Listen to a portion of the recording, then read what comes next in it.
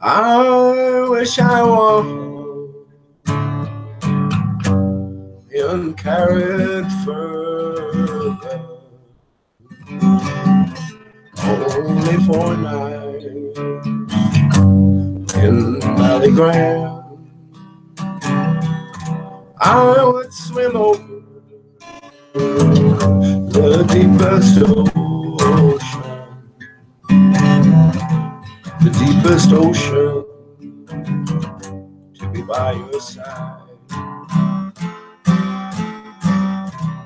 But the sea is wide,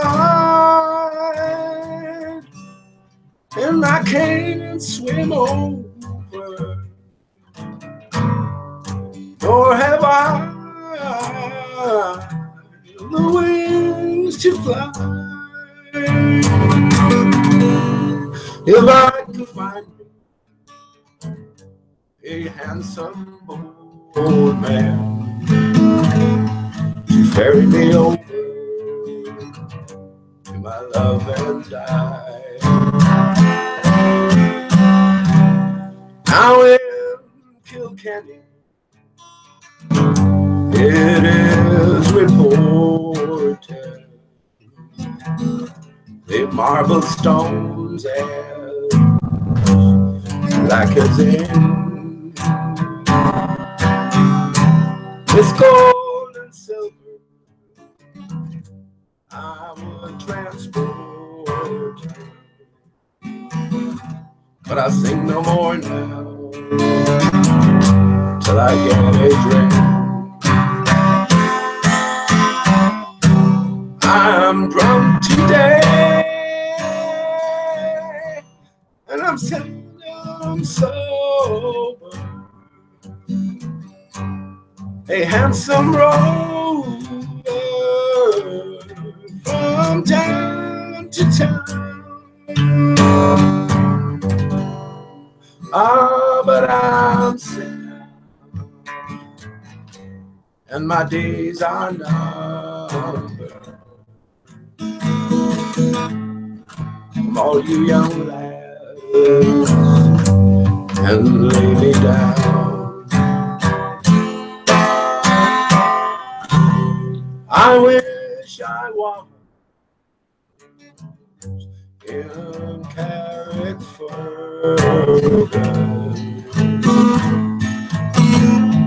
only for nights in Ballygram.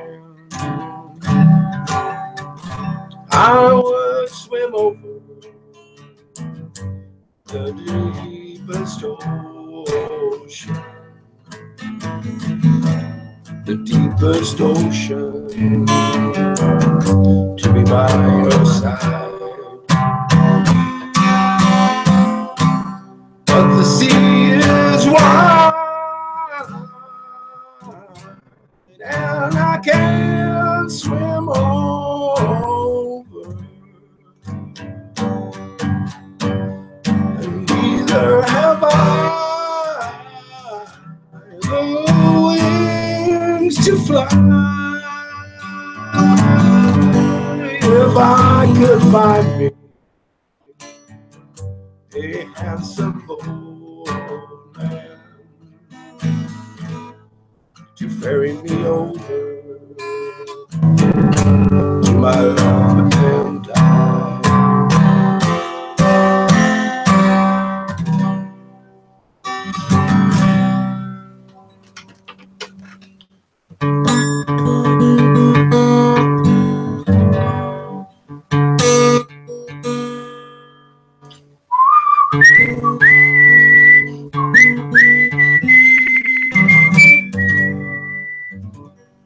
I give thee all, I can no more, though poor the offering be. My heart and lute are all the store that I might give to thee. A lute whose gentle song reveals the soul of love full well, and better for a heart that feels much more than the lute can tell.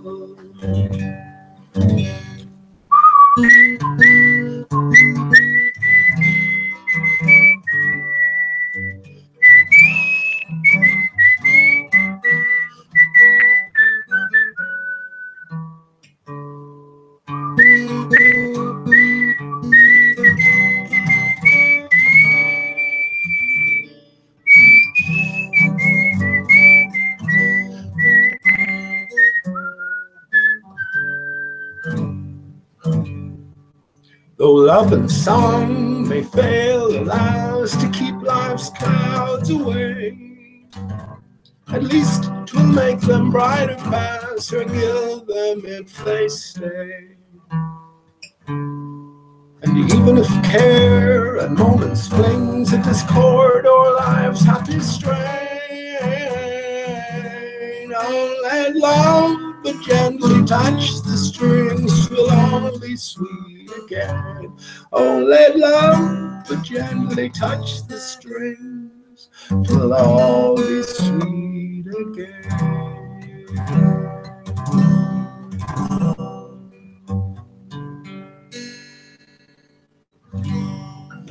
Lovely, lovely. How you doing? Greetings, greetings. This unexpected occasion said I wasn't going to do a hangout tonight, but yeah, over with John Watson and a conversation between a few well-known names, if not well-known faces, was suggested, and I'm more than happy to provide the venue here, if you will. And yeah, it'll be great to hear from people. I will send out the link momentarily to Charlotte. How you doing? If you're tuned in, to Ute and to John Watson. I think John Watson said he had a little bit of a cold and the dog ate his homework or something like that. So I don't know if he's going to turn up, or I don't know if anyone is going to turn up. You're more than welcome. And yeah, if you don't fancy that conversation now for whatever particular reason, I think, Charlotte, you said you'd still be up for it, so that'd be great. You don't have to put on your camera. That's completely up to yourself. I'd like it. I'd like, you know, just for a face-to-face conversation with anybody, but I leave that up to yourself. It's great to have you chatting outside of anything else, so we won't push our luck. So I just send it off to you, the link. Let me do the same with Ute. And listen, whatever happens, I mean, it's just a conversation. I hope it can be friendly, and whatever differences there might be or might have accrued over the well, many months now, if not years at this stage. Well, it's a different thing when you have a text relationship, I suppose, going, as opposed to even a verbal relationship, not to mind the visual, and not to mind a sort of in-person relationship as well. It's all sort of different. There's layers towards the real thing, you know what I mean? So no matter what relationship might have been built up over the course of all of this time, I guess that's possibly prone to changing instantaneously, you know. I mean, Charlotte could be a hot blonde or something with the big boobies, or who knows? I will tend to sway a lot of men anyway, right? But no, I'm kidding. No offense meant there. Yeah, you're more than welcome. So there's the links to send out. Let me just come out of that, just to save a bit of bandwidth. And I took away all the wrenches again, spare a few, and just for the occasion, I guess if you keep it reasonable,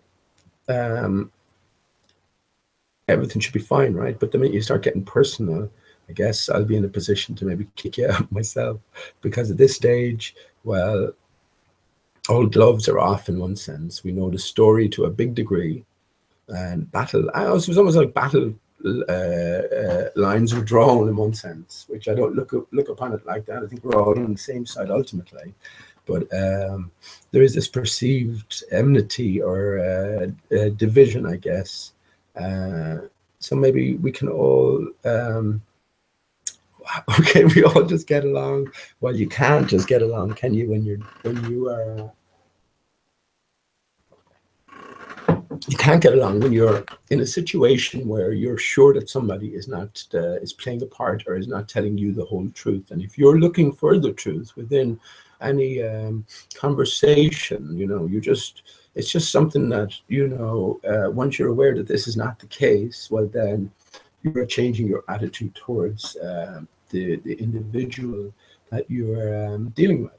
Simple as that, right? That's just a natural thing. And again, there are many different types on flat Earth, and hence much sort of scope for fighting, arguing, drama, debating, name calling, all of this sort of stuff. And this is, of course, exactly what we're seeing now. So let's hope anyone who does come on, we can keep it civil and show that, you know, we can have a coherent, intelligent conversation, even if it's on a sort of pretentious level. But it's on a pretentious level in the sense that we are all aware of the situation somewhat. So we'll put any gloves aside for the foreseeable, anyway, just regarding the conversation. And you never know where a conversation might go. That's the other thing. So yeah, I took away all wrenches, as I said, bar a few. So just keep it reasonable. Everything should be fine. First song there I opened with. So I'm waiting for anyone to come in. Carrickfergus, that was a request from someone called Sweaty, I think it was Sweaty Feet even, so who knows who that is, but they know the song and they liked it. So that's an old Irish song. I think Carrickfergus is in the north of Ireland, actually. I know there's a Carrickfergus in Tipperary, but I think that was the core of the song. Tipperary is definitely, actually thinking about Tipperary is landlocked in the center of Ireland. So that's pretty much the furthest you can get away from the ocean. So yeah, it's in the north somewhere, probably in Antrim. The home of the Giant's Causeway, which is just a superficial, when you look at the Giant's Causeway as well, this is just above water, so that continues on. And at the opposite side of Scotland, I believe, actually the opposite side of the Irish Sea, you have a sort of a mirrored effect, you have a mirrored phenomenon, as we see in the Giant's Causeway, which are loads of hexagonal pillars which rise up out of the ocean, if you will. Well, the ocean came second, right? So, but they rise up, and yeah, this spans all the way across. What is it, 30 miles, something like that, something along those lines. So that's Carrickfergus. Yeah, I wish I was in Carrickfergus. Only 4 nights in Ballygrant. I would swim over the deepest ocean to be by your side, but the sea is wide and I can't swim over. Nor have I the wings to fly. If I could find me a handsome boatman to ferry me over to my love and die. Now in Kilkenny, it is reported they've marble stones there as black as ink. With gold and silver I will transport her. But I'll sing no more now till I get a drink. I'm drunk today, but I'm seldom sober. A handsome rover from town to town. But I'm sick now, my days are numbered. Come all you young lads and lay me down. And then it just repeats in the first verse again. So yeah, Carrickfergus, and I'm sure at least one person might have enjoyed that anyway. Let me go into chat.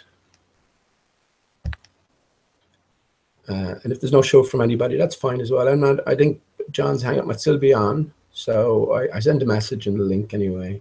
And if there's no show from anybody, I will just talk about a few things maybe. And I said I was going to read The Wasp in the Wig this time, the last time, so I'll do that and just show you how it's more pertinent now than ever. It's not, you see, the thing is with The Wasp and the Wig or Alice in Wonderland, it's not going to become relevant or irrelevant just because I talk about it a little. You're going, oh, here he goes talking about Alice in Wonderland again. No, it's only ever going to become more relevant. This is the point. And yeah, that's something I'm aware of and you mightn't be aware of. And if you were aware of it, then you wouldn't have a problem with me talking about it because you'd realize the relevance and the significance of it. But yeah, if you're not aware of it and you're going, here he goes talking about Alice in Wonderland again, well, what can you say?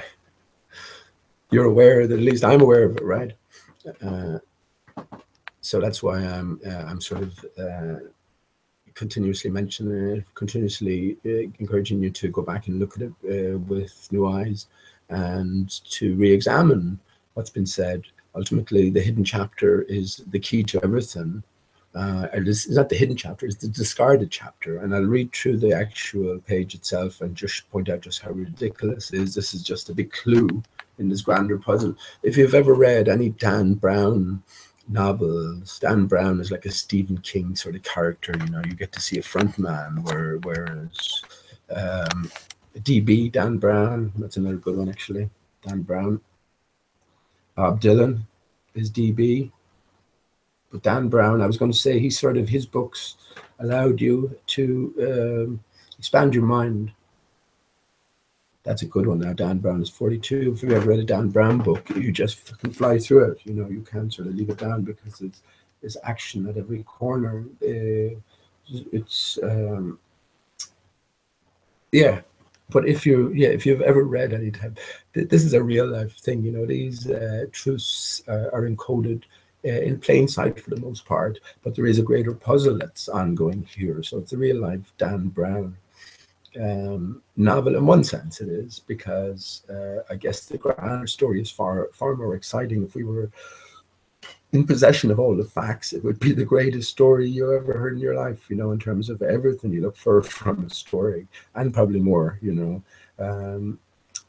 But yeah, if you look at it in these sort of terms, that there's a puzzle to be solved, there's a process to go through, there's a sort of an understanding to be had, then you can make progress. If you don't and you just write it off, well, that's fine. Listen, what can I do about that?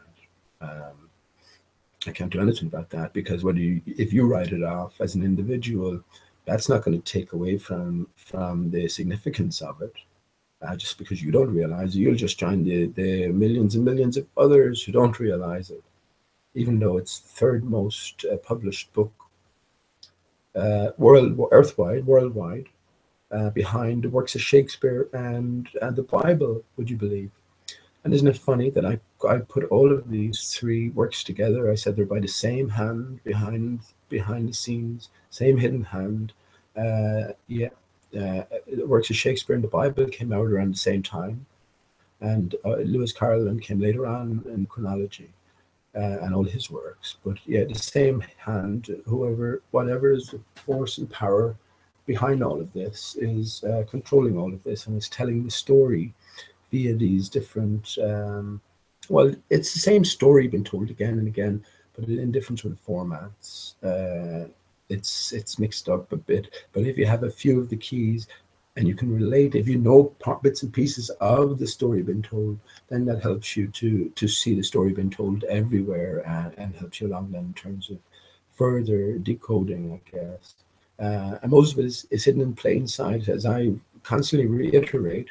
They tell the story to us as children. They tell the true story and the whole story to us as children via all the nursery rhymes, the children's books, etc. Because as children, we're still developing. So, you know, obviously you as an adult reading something like anything at all, Jack and Jill, or not Jack and Jill, Jack and the Beanstalk, Hansel and Gretel, any of these type stories. Obviously, as an adult, you have a different take, a different interpretation on everything, and you can't see it through a child's eyes as an adult. So who knows what you're taking in as a child? You know what I mean? But yeah, we can't lie to children. The innocence must be preserved, and so it's via these delivery methods that the truth is indeed encoded. It's the last place we look as adults, right, in children's stuff. But this is just another reflection of how everything is flipped, everything is mirrored, everything is backwards, everything is inverted. So your whole sort of approach, your whole mindset has to change when you're looking to see the validity or the veracity in anything I'm talking about here. I've been through all of this so many times. It's just sort of like repeating the same stuff again. But that's what I'm going to do. So I'm going to do somewhat anyway. But with the Wig and the Wasp, I'll read out the sort of the associated story and narrative as to why it was omitted, why it was a discarded chapter, which is a complete cover story, and it's clear as day as is, but it's loaded with other clues. 42 comes into a lot of Lewis Carroll's writings, and I'm seeing 42 more and more places, like Dan Brown there. Yeah, that name is chosen specifically. So if you know that each number, it's a different language, right? So if you know that to those in the know, each number represents something, each letter represents a number, and you know, everything has a core meaning and a core significance depending on the context. Well, then if you are part and parcel of this troop, and part and parcel of the theater, then you are going to come up with a name that reflects some sort of core truth that will be accessible to those in the know and to those on the outside, and they will just be oblivious, you know, when you enter their consciousness, even though deep down it's all there. All the truth is there. So let me go into. Yeah, no one seems to be coming on. Okay, no one seems to be coming on. So let me go into chat. It's scruffy looking this weather, but I mean, winter is coming, and a little bit of facial insulation. Can't go stray, right? Especially because I'm light on the top. I'm going a bit light anyway. I noticed a few bald patches here and there, but I'm not to worry about.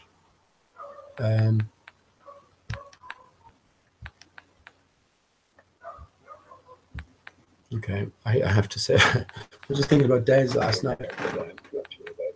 Okay, let me turn down the quality of that.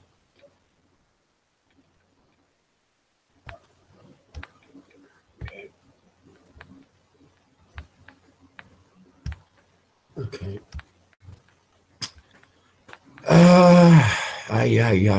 Okay. What do you reckon? Anyone? So you're going to chat?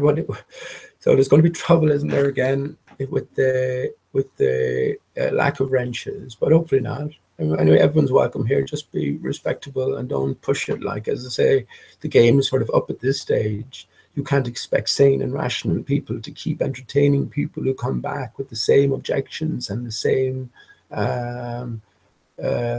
resistance every time. It wouldn't happen in real life, you know what I mean?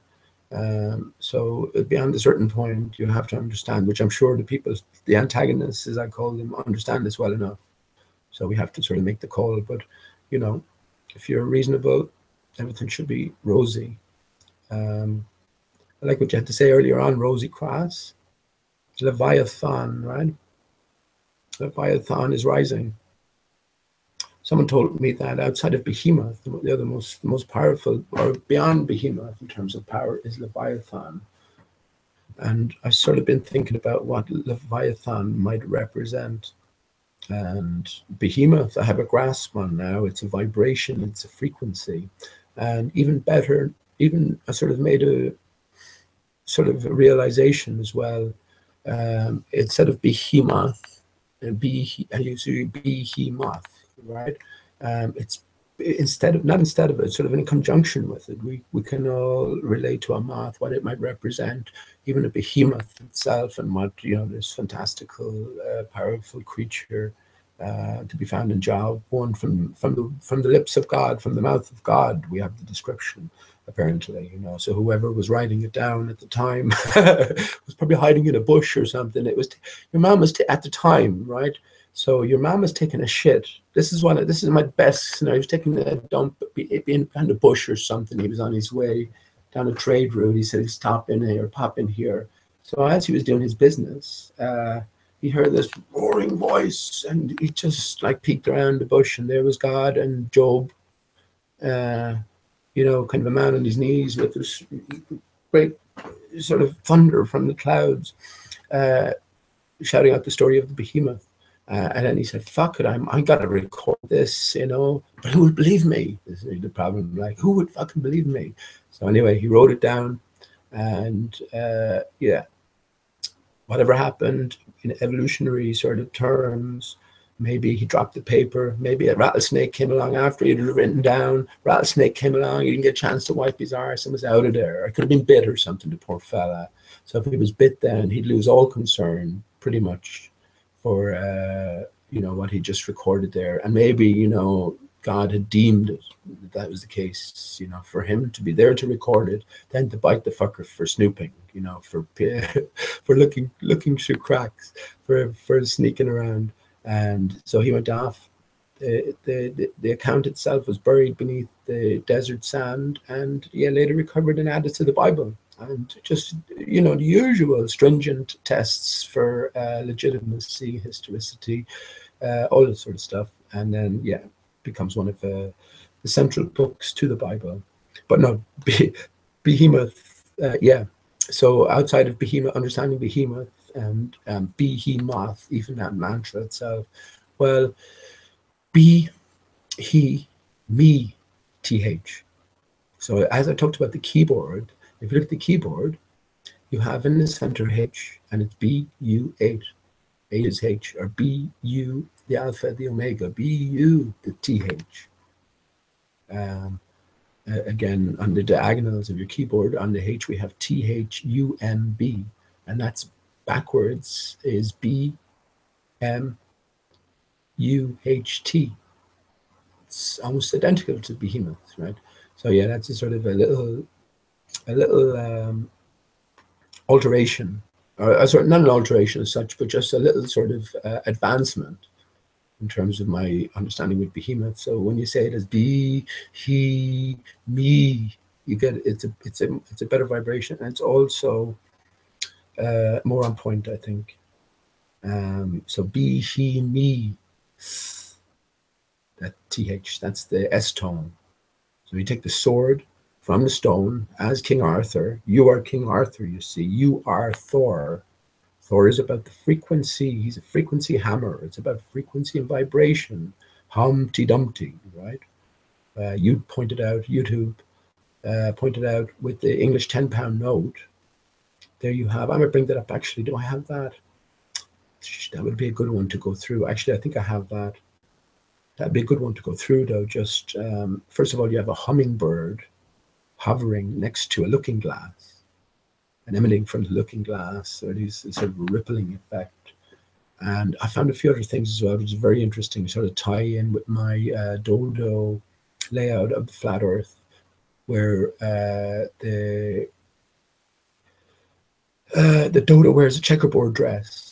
So in other words, the Earth is laid out, the mapping system is laid out in a Cartesian mapping coordinate system, as you would do for a flattened stationary plane, flattened stationary land. Look at your local ordnance system.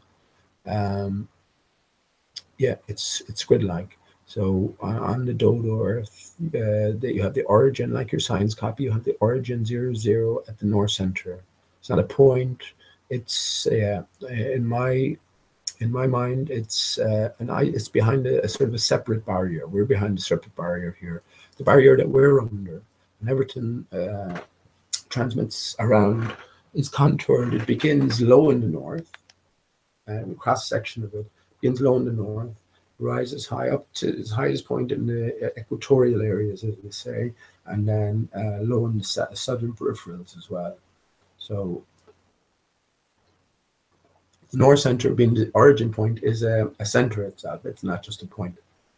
But for the purposes of our reality, yeah, you can just view it as a center. But yeah, the most important thing is the Cartesian or the grid-like coordinate system.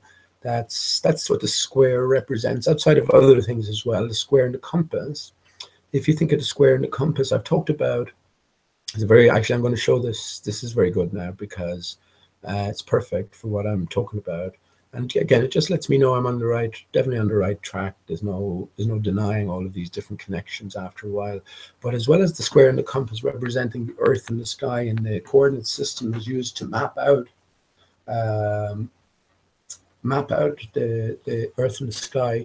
Remember, if you're dealing with builders, Freemasons, yeah, these are the plans almost. This is how you describe the place you are. You know, you draw out the plans, or you have a methodology or a mechanism to record measurements, I guess, if you will.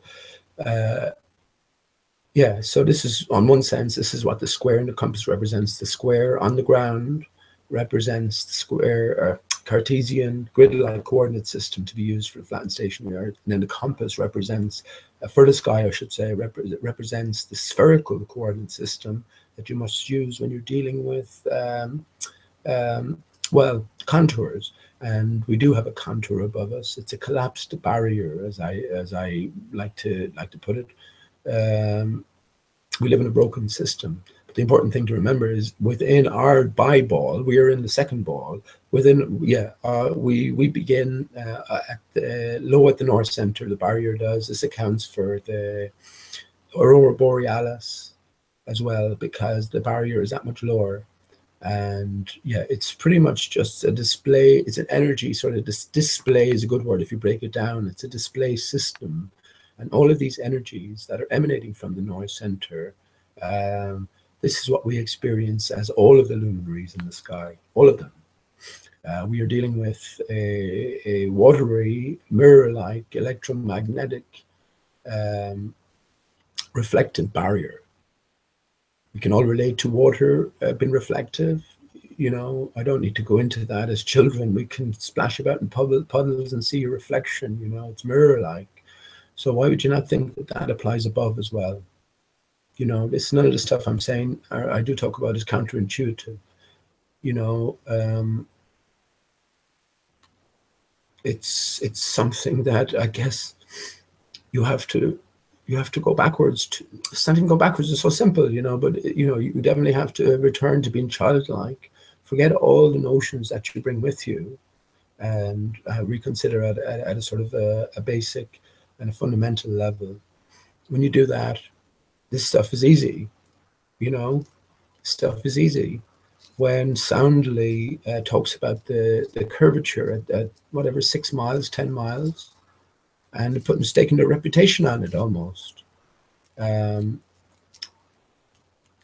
would you do that? You know, it goes against so much to stake your reputation on that, and for it to be proven not so easily. That's sort of fatal, isn't it? You couldn't hold your head up in a, well, as an honest person, you couldn't hold your head up and pretend that that didn't happen, or you deny evidence, you know. So our ability to understand that water, light, and that interaction will create a reflection.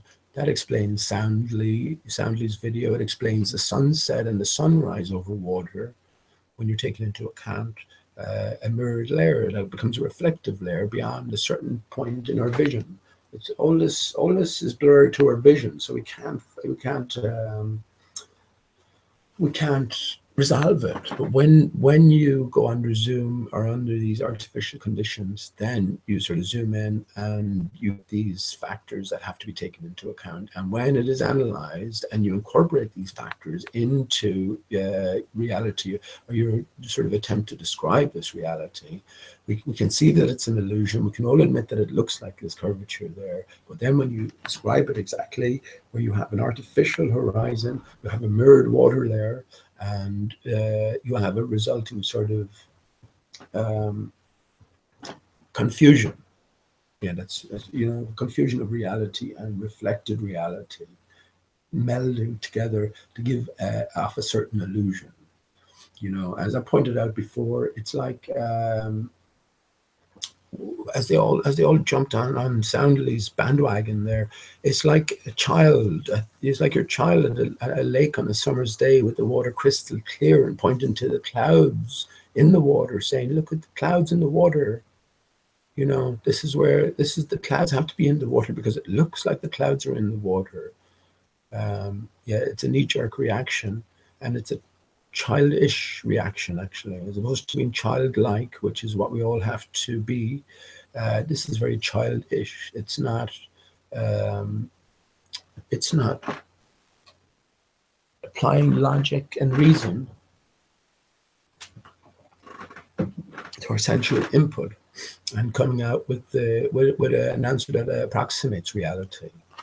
And again, how far would you go in real life? For someone who just keeps denying everything you have to say, you wouldn't go very far, right? You know, that would be nipped in the bud. Something would stop, something would cease. So in that sense, yeah, there's no point in engaging with the same characters. You can definitely show a shorter fuse and you'd be forgiven for it, right? So yeah, it doesn't look like anyone is showing up. So, okay, I was talking about I mean, I'll just continue on then. I was talking about yeah, that's getting on to what I'll bring up. The square compass. So the compass then describes the spherical coordinate system to be used for the sky, or for the barrier. It's a literal barrier, but it's not, it's electromagnetic barrier in nature, right? I think what might be happening right at the sort of active zone is, if you think about seawater, this is just a thought of mine as well. If you think about seawater, I think the inundation brought all of the seawater. So the seawater is not natural to Earth. When the water is separated from the waters, I think it was like fresh water from seawater. Seawater is alien to the Earth. You know, it's an invading force. This is why Skull and Bones pirates. This is why maritime law. You know, they're part of an invading force, and they've taken away. Well, they recognize this. That's why, you know, they have to adhere to certain rules. They have to get your consent. You know, they have to get your cooperation, and they have to get your ignorance on the overall relationship. But yeah, if the seawater is the inundating waters, well, if you imagine a electromagnetic barrier on a mass scale holding back all, you know, just for all intents and purposes, infinite waters beyond, well, at the border, at the juncture point, the magnetic field and the waters beyond, you could imagine just the frequencies being so high, so intense in this magnetic field that how fucking, I'm just trying to think, like, imagine, so you have a glass of water, a bowl of water, and you have a straw and you blow in, right? So if you blew consistently, you would always maintain a little bubble that was within the greater body of water. So that's just a visual, right? So it's not too difficult to. So within that bubble, then you have that air that's constantly being pressed against, but you're constantly feeding it to maintain that bubble. So yeah, just think in a grander sense. But anyway, at the juncture where the barrier and the whatever, it was on the physical barrier, but where the force lines meet the waters beyond, you can imagine the water being so fucking heavily vibrated that the seawater would be taken out of it. That's why I think that it doesn't rain seawater; it rains fresh water. You know, so at the boundary conditions, you always have these dripping conditions. So you have the sieving of the salt from the water. And I was looking at blue salt, and there's plenty of photographic pictures of blue salt. So if that salt was somehow sifted and constantly sort of built up, you know what I mean, would we get something that's resembling a dome of sorts? And then when we have these regular meteor showers, right? Well, that's just the sun and its energies coming back. So the sun sort of sways back and forth between the two tropics. The equinox, every year we have two equinoxes. That's just where the sun is reflected off the highest point of this barrier all the way around. So yeah, when we get these regular meteor showers in Australia, up in, well, and pretty much everywhere, but either side of the equator anyway, while it's just the sun and its frequencies coming back, disturbing this buildup of salt, blue salt, if you will, that has been separated at the barrier by the intense frequencies.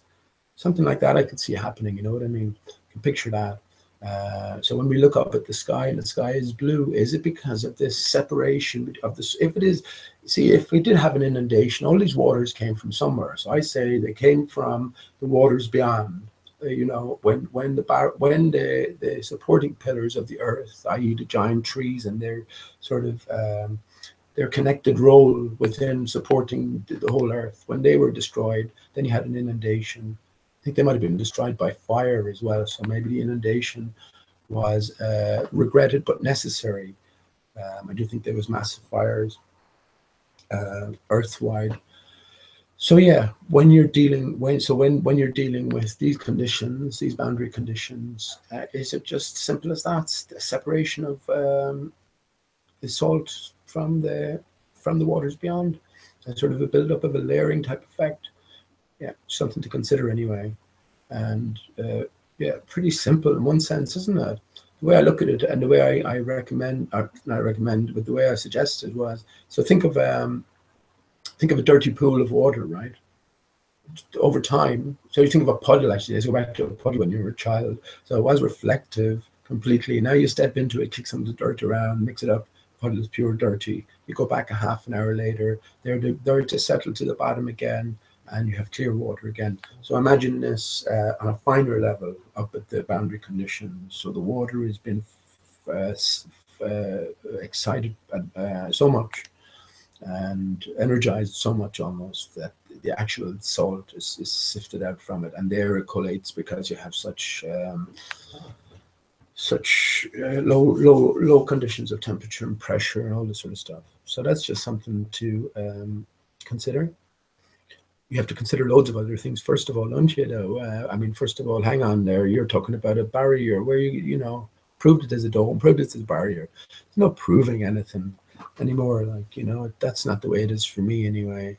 And while that salt idea don't necessarily stick to that, even though it does make sense. Everything else is water then, and just water, different forms of water.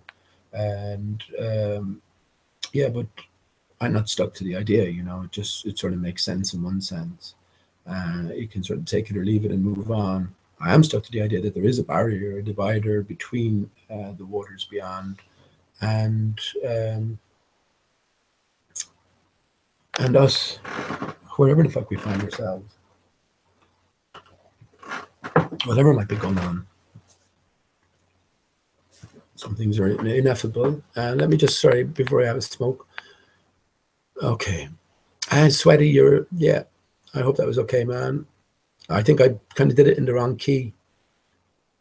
Bit too loud, and yeah, maybe sang it a bit softer, but I can do it anyway. I haven't sang it in a long time, but it's a lovely song, yeah. Lovely song. Okay. So there's no show from Charlotte. I don't even see any of them in the chat, so are you? Okay, that's a shame now. Come on. Come on. Because we sort of arranged it, so I wouldn't have come on otherwise. Oh, here we go. Imric.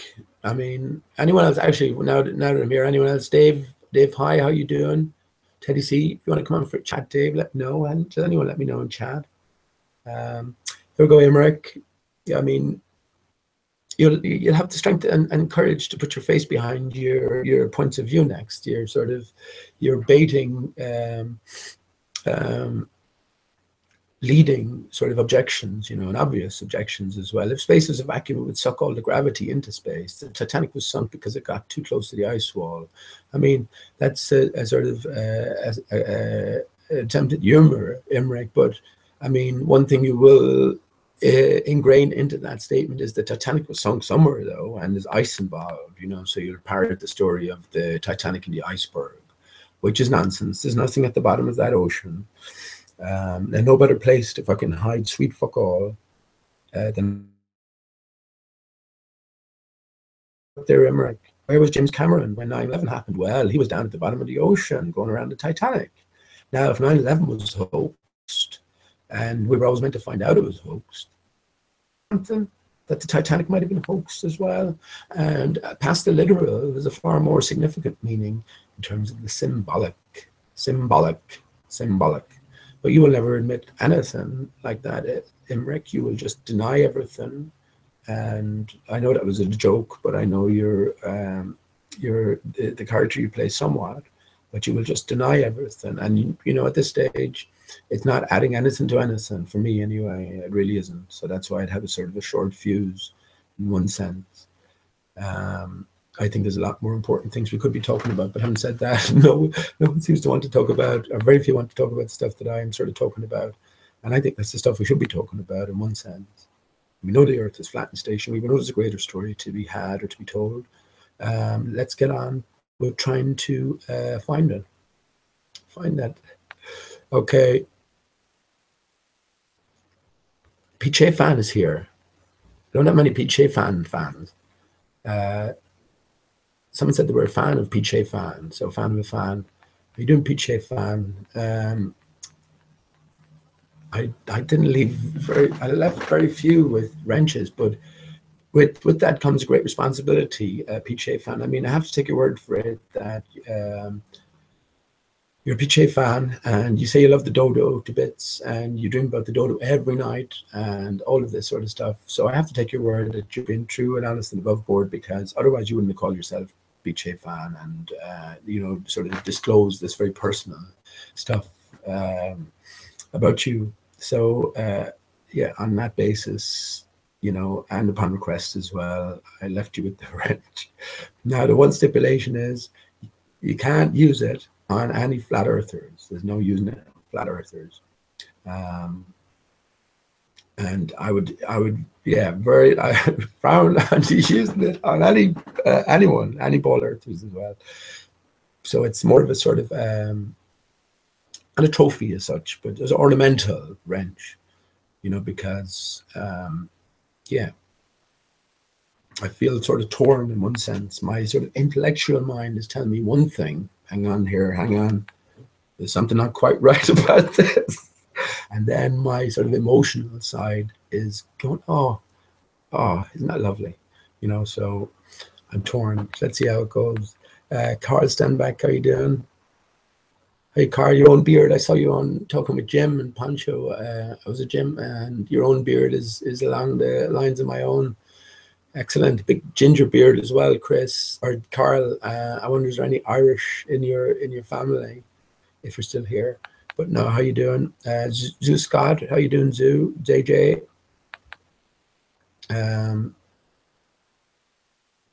Charlie, Cat Earth. Teddy C, I mentioned. James Brown, how you doing? Not James Brown, Jamie Brown, how you doing, Jamie? That was amazing last night. Did you see how quick they shut down the operation when the fake Jamie Brown came in, or the Famey Brown, I call him. And he has the impression down. But the minute he came in and he said, I think he said, sub my channel or watch my videos. I won't attempt the imitation, but watch my videos. And it was like, we got an intruder, shut it down. And it was shut down immediately. You know? I guess on the off chance that there might have been some, well, fair enough as well, isn't it? Anyone's capable of putting anything up. Anthony Riley made an appearance, which was hilarious, actually, for me. It was pretty funny, especially because Antonio Subrez had named Anthony Riley as the youngest swinger in town, right? So he'd involved him in this whole scenario. So it's as if Anthony or hashtag Rileygate had some beef. You know, he had some wrongs to right. So he was investigating, and like, of course, he made it known that he was a solicitor as well. So any information that Anthony is going to uncover is going to be bona fide. It's going to be above board. You can trust solicitors, you know. So yeah, then Famey came in, and it was shut down, the whole operation. And I didn't go back to it. I had a chat with Des last night, Sheeps and Neeps, and I was busting my arse laughing. Des's rants are epic. He did an epic rant, and pretty much everything he said is true as well. But he did an epic rant on the people who come in, and because it's so true. This is a tactic, you know. But because he's new to all of this, it's like he really lost it, because I can get the number of people who come in and pretend to have problems with their microphone.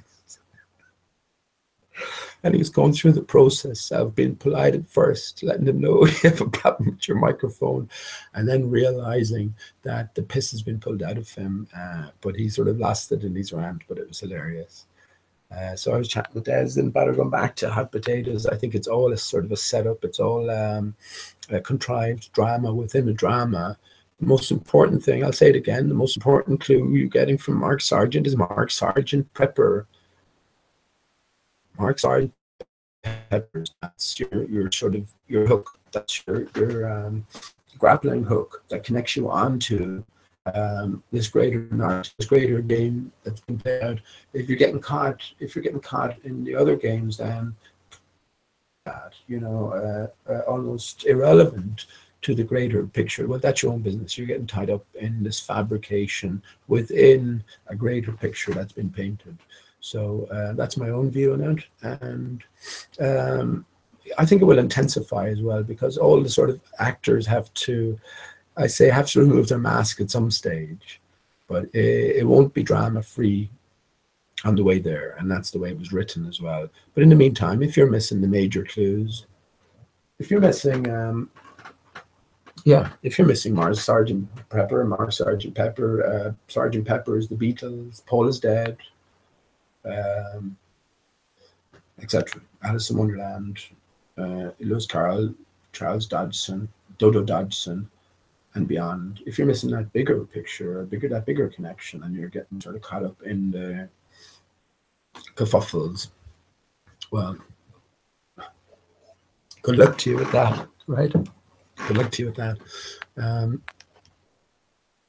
So yeah, P900 Cool Pics, how you doing?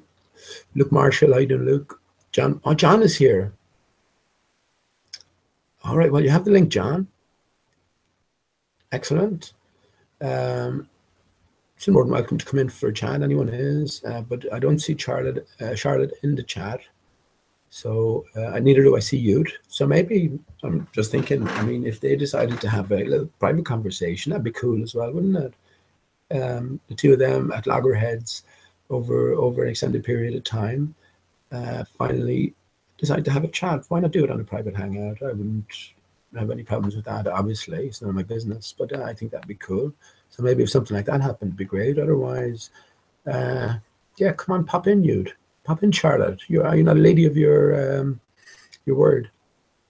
And I think you said you had something to that would give you a pleasant surprise, or something to reveal that might give you a pleasant surprise. But yeah, whatever.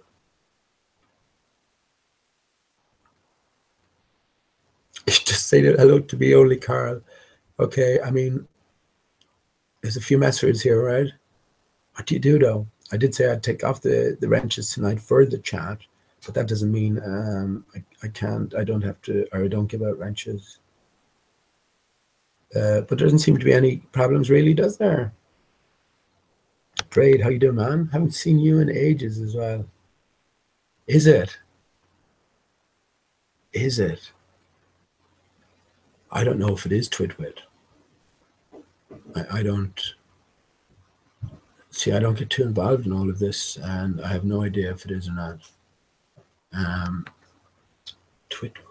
Who did I suspect? Carly Sunshine, I suspect, is Channel Q. Twitwit, I think I've heard her a few times, but otherwise, no. I just don't know. I don't know. And if that's the case, well, it doesn't mean anything to me, you know what I mean? Only because not the people behind the character. Obviously, if I met the people and face to face, but all I can go on is a name, right? Just a screen name. And that's not very much to go on. So if these people turn out to be other people, I won't be surprised in any sense whatsoever. I've talked about it enough.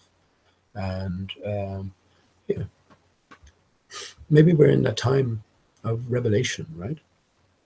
I say everything has to be revealed. All illusion has to be shattered. And I sort of view it in one sense as Jed came out last week and showed his Masonic ring. He showed a bottle of Caesar Augustus brandy or something like that.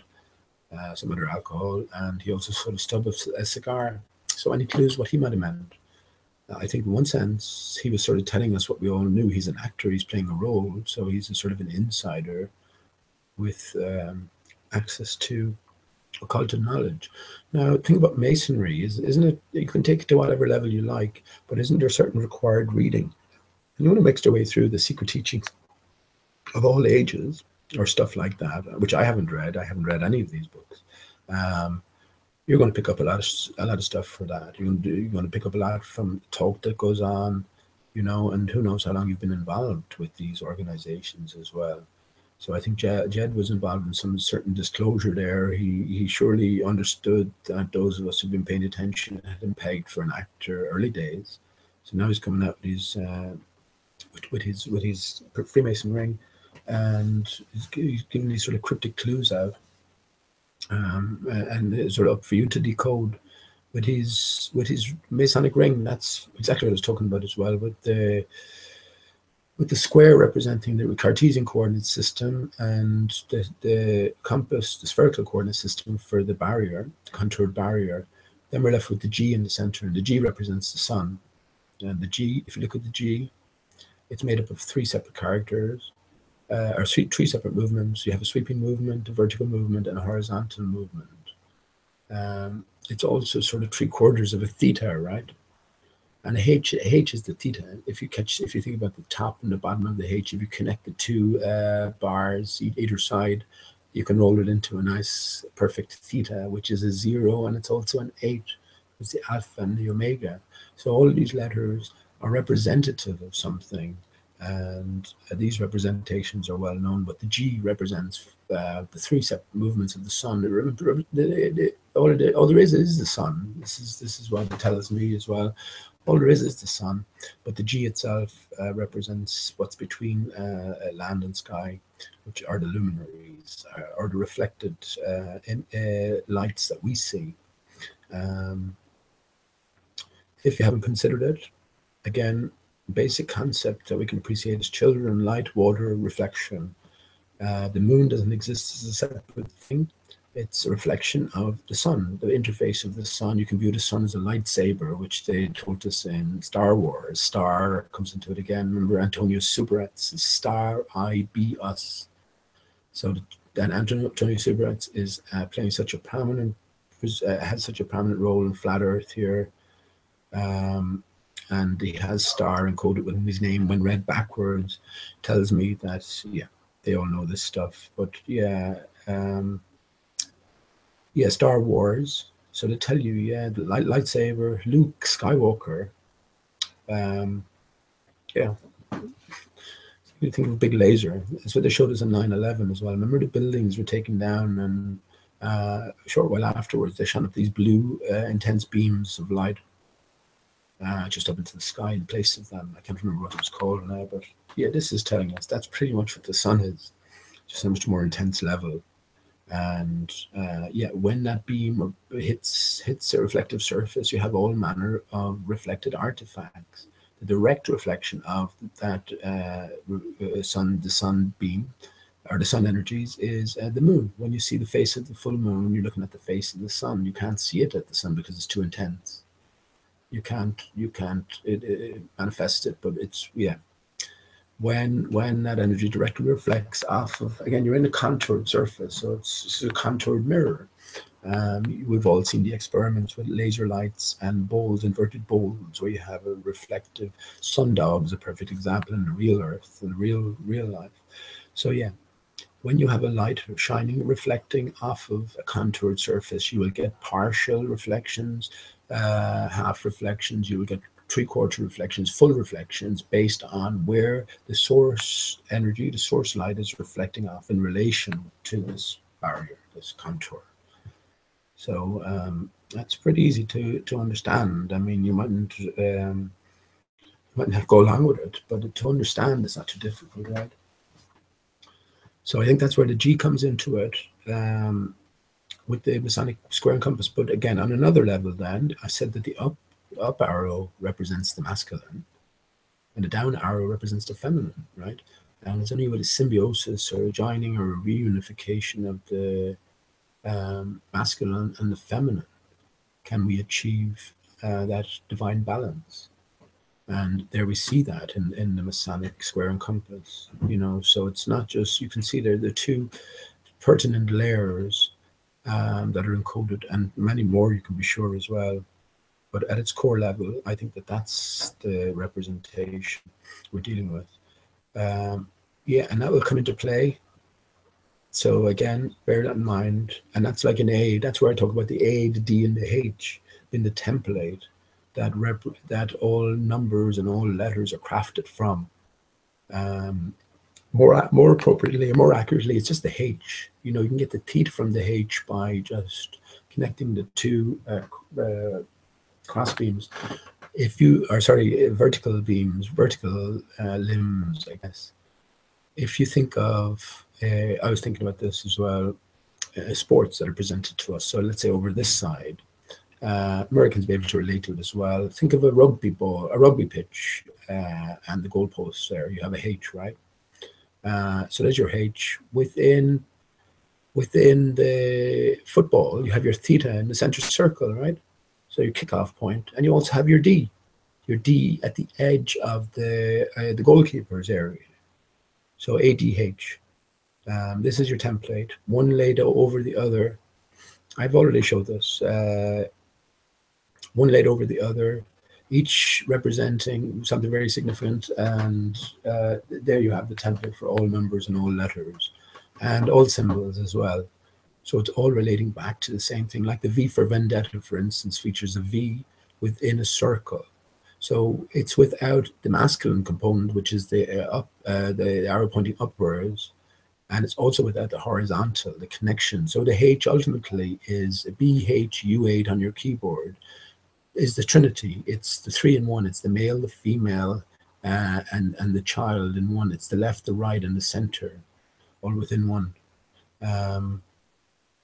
Yeah, if you think about 9/11, well, 11 is a H, right, without that central connection. So you have divided, you have separate aspects, but there's no dividing part.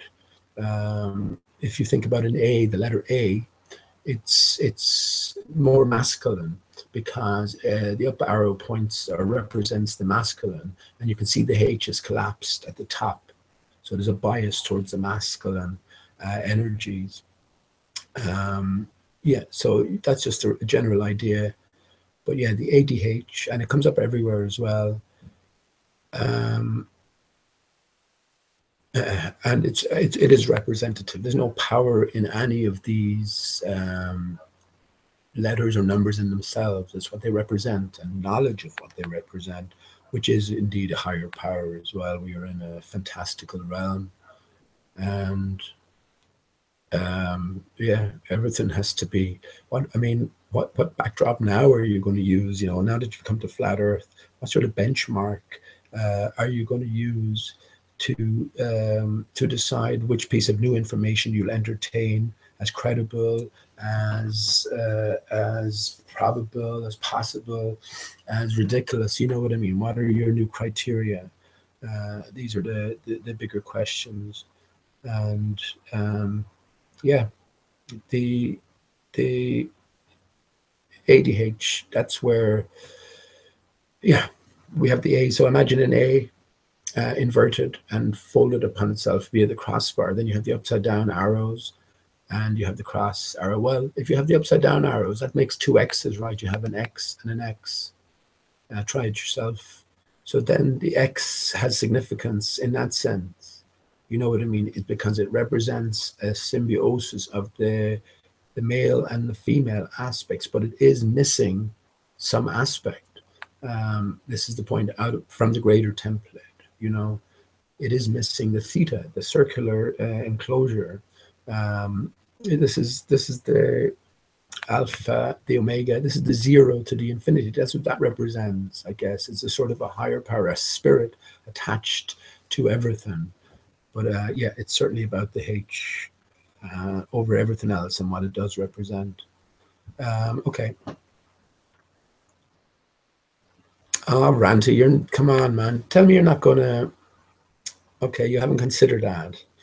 This was early. No. Okay.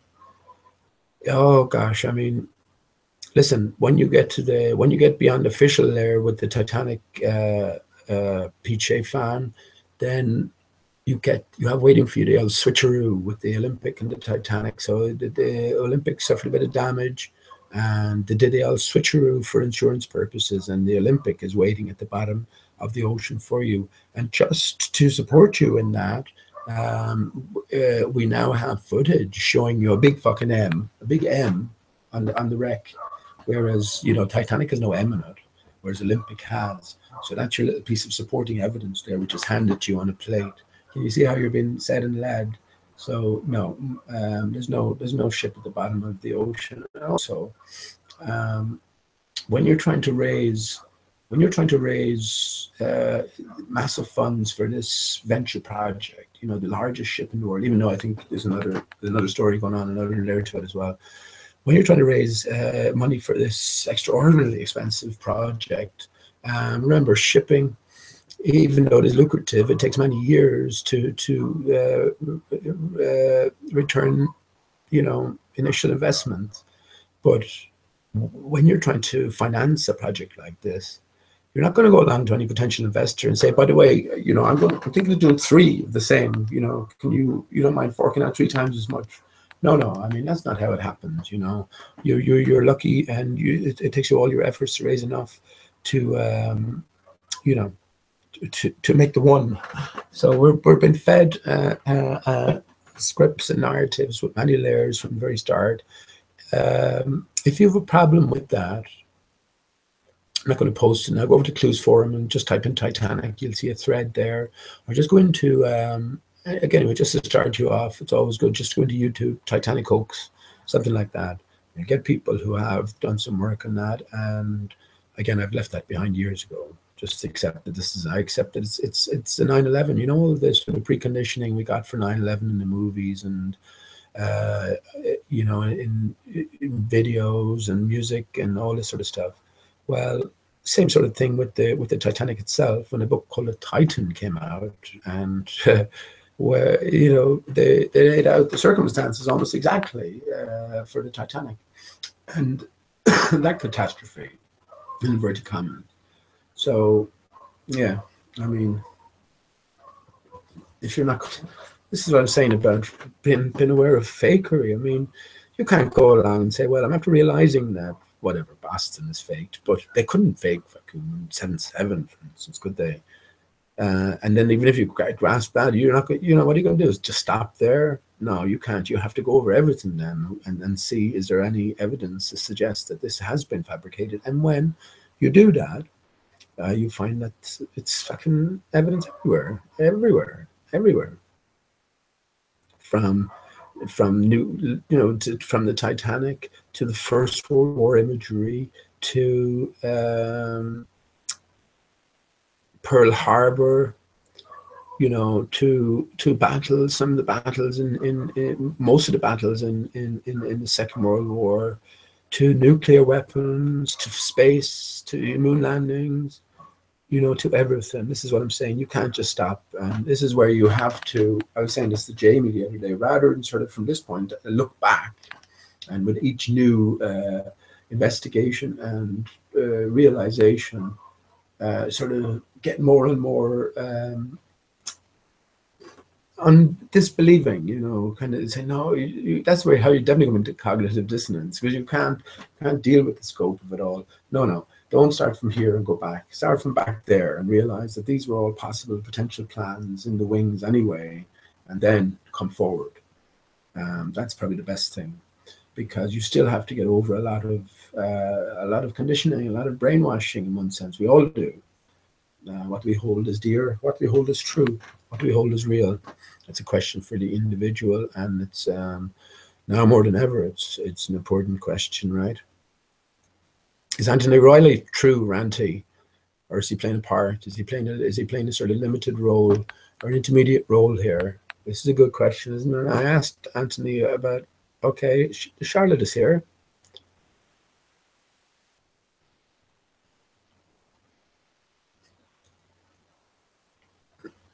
Okay. I send the link, Charlotte, so okay.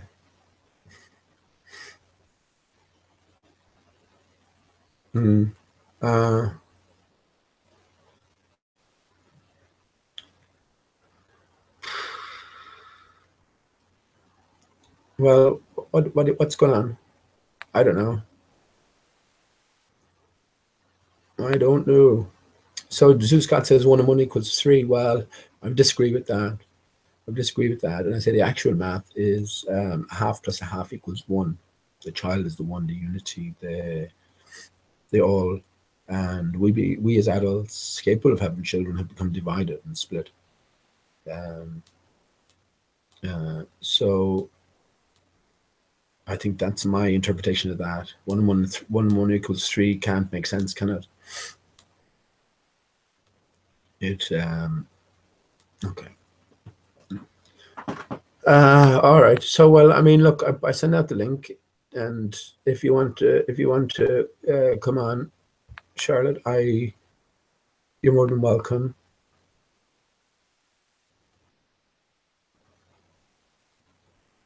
All right, man. You sort of have this love-hate relationship, Randy, isn't it? You say, I thought he was true, but he is a potato now and wants to hear my evidence against Sergeant Steer before I release my video. Well, that's one good reason not to hear it then, right? Yeah, release it. Release the cracking. But I can't tell you what to do. Again, no one knows who's who anymore. This is my whole thing about taking a step back. It doesn't even matter if it doesn't say about people showing their faces. That doesn't even matter. You're just getting a grasp on somebody, but at least you have some sort of a grasp that you don't otherwise have. As if you're talking to someone just with an avatar and a name, you know, with any old screen name, so you've nothing to cling on to or grasp. Nuar Mubarak, do you still believe the Earth is flat? Okay. Yute, how you doing, man? I send a link to your chat. What I'm gonna do now is have a cigarette, and I just gonna put on a bit of music, flat Earth music, for a minute, and give you a chance to maybe come in or see what you're doing. No pressure, no problem. But that would be a cool chat to have, I think. And I did see John in chat earlier as well. So the scene is set. Let's get it all out in the open. I'm not even interested in that. I'd just like to have a hair chat, actually, between people who have communicated only via text. It would be interesting. And Charlotte, in fairness, is definitely, I would say a few interesting things to say, and a few insightful comments, whatever side of the fence she is on in reality. And if it isn't a charade. Okay, I'm just looking for a bit of music. It doesn't seem to be too much now.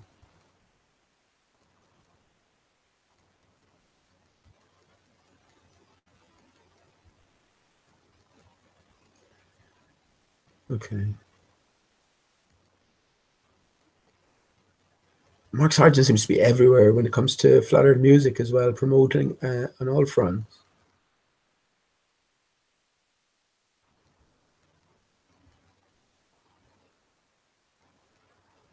I'm going to put on Neil again. I'm sorry, Neil. I'm not sorry, Neil, but I like your song, and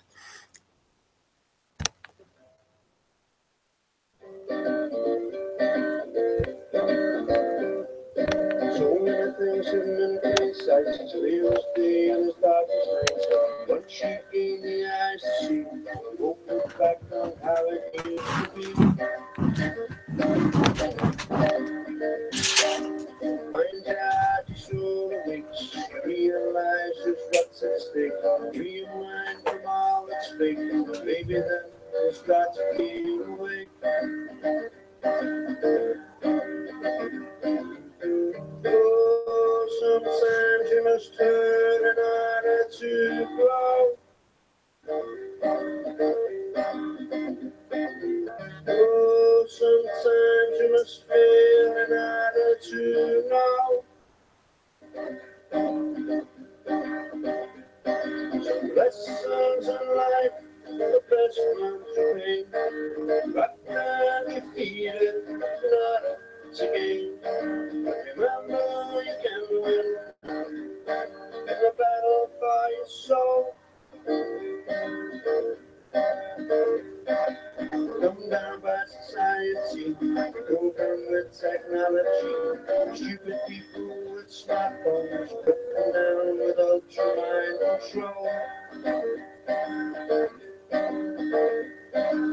As above is so below, decide which way you wanna go. So make me your divine intent, reach out to beyond the firmament. Oh, sometimes you must hurt in order to grow. Oh, sometimes you must fail in order to know. Some lessons in life, the best learned to pain. Rough and defeated in order to gain. But remember, you can win in a battle for your soul. The truth's out there for all to find. Use your senses, don't be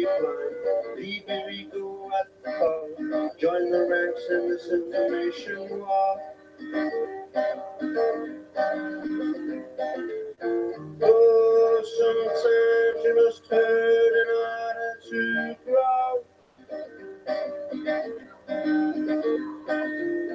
Oh, sometimes you must feel in order to know. The lessons in life, the best ones remain.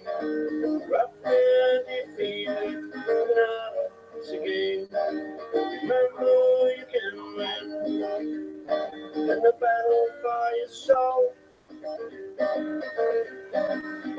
I said remember you can win in the battle for your soul. There you go, that's Stealthy 300. Nice one, Neil. That's Neil from Liverpool. And won't play his interview here, but it's definitely one I should watch anyway. Yeah, excellent. Very good song. I like it, man. Very catchy. And yeah, good luck to you, whatever you're doing, Neil. I think this sort of flat earth has got a grasp and got a hold of a lot of people. So it has the ability to fundamentally change us on all levels, right? There's a whole new sense of perspective and a whole new outlook, either way, on life. Okay, I can go back into chat here.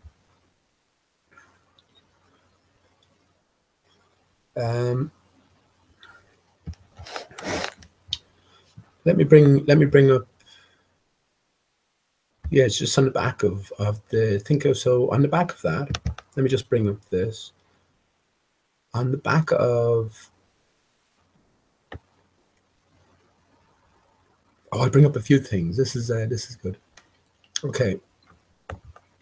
On the back of what I was saying about the. Okay. I think I have to stop sharing and then reshare.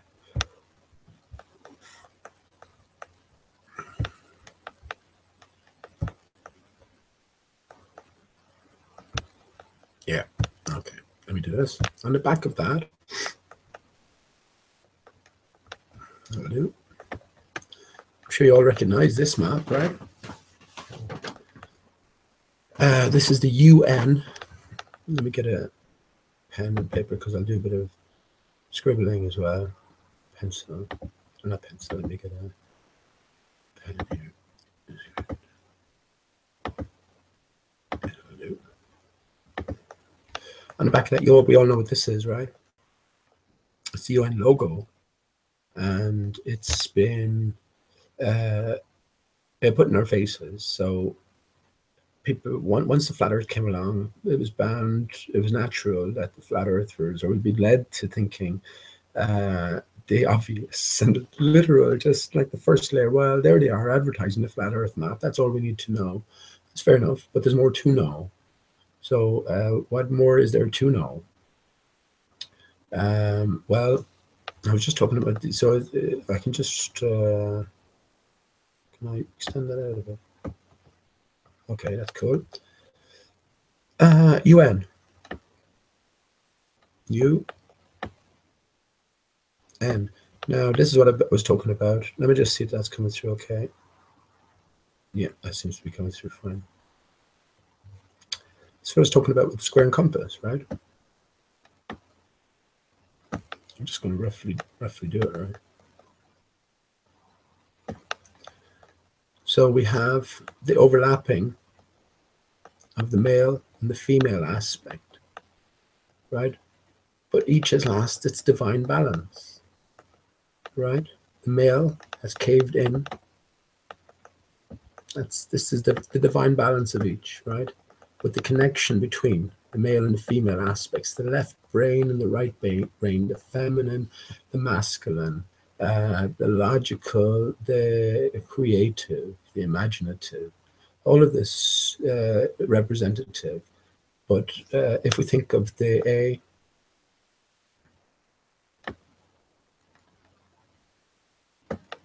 just the masculine symbol, we have a collapse biased towards the upper aspects.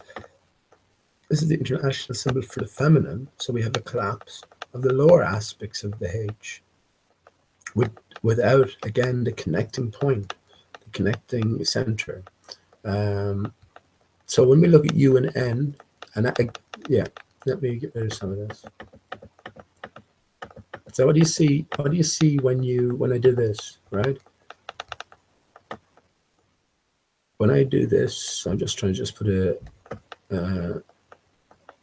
So here we have the feminine signal, our sign, symbol. What do you see when I do that? Right, you see a masculine symbol and a feminine symbol overlapping. If you look again, you see a diamond, right? Don't you see a diamond in the center? If you look again, you see two X's, right? Simple as that. Let me draw two X's.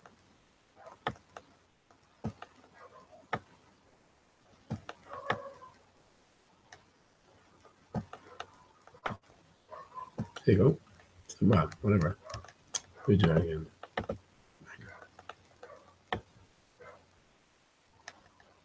It's exactly the same thing, right?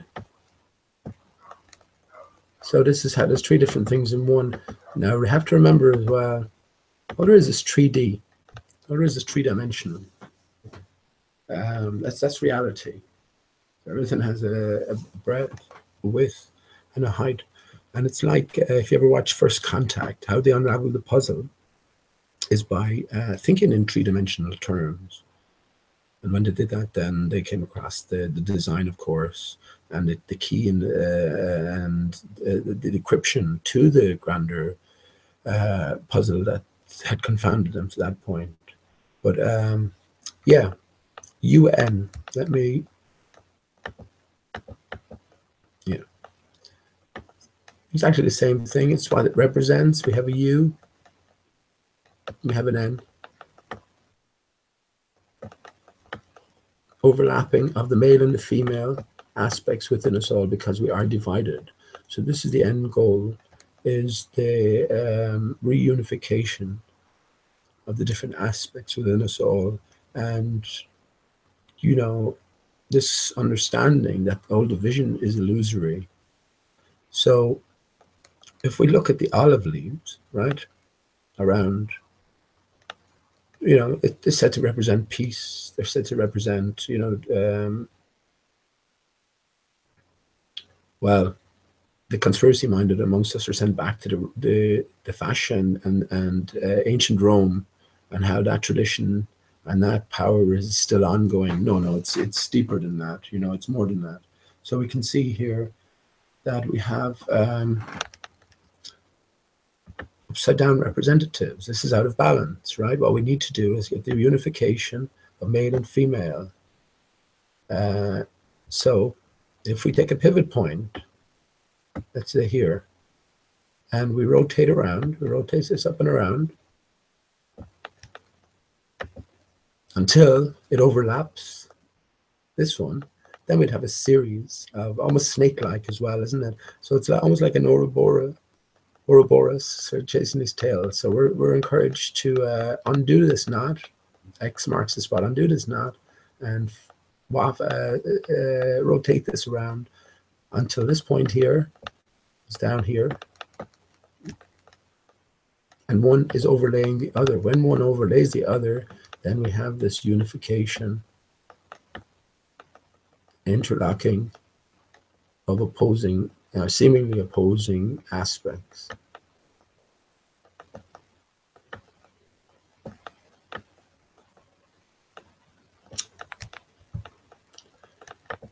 Hand isn't the steadiest. I'm just doing this roughly as well, because to give you the idea. So this is what we have then, right? So we have a symbolic whole net, if you will. You could look at the interconnecting patterns there. But the interesting part is when you do that, right? Because this is all about us reunifying within ourselves. We have become divided. Maybe it was a challenge we set ourselves, again, a grander game of some sort, and trying to figure all this out. But nonetheless, all these clues have been left us. So once we rotate that around a bit, and here's another thing. Yeah, let me get rid of this.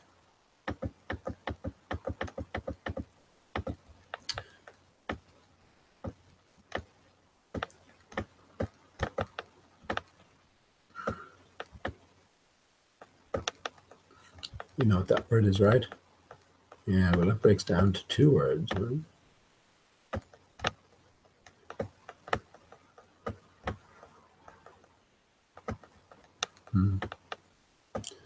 It's only when we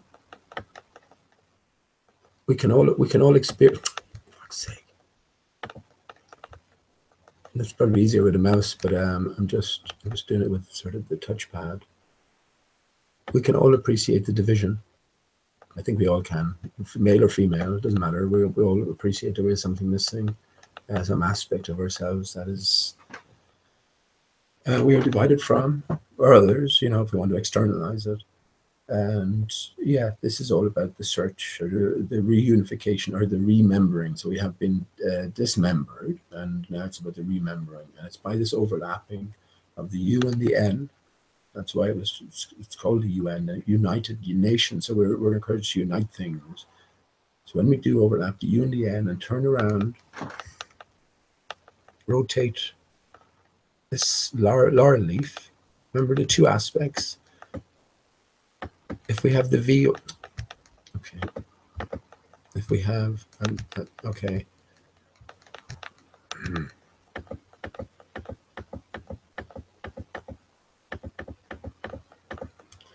If we have the V over the U,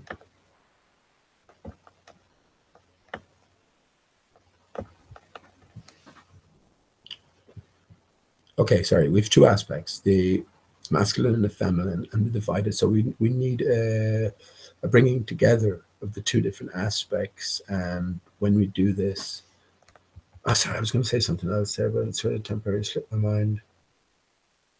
That's what I'm doing. Okay, getting to the point. When you bring the 2 sides together and you achieve reunification, the map itself rotates.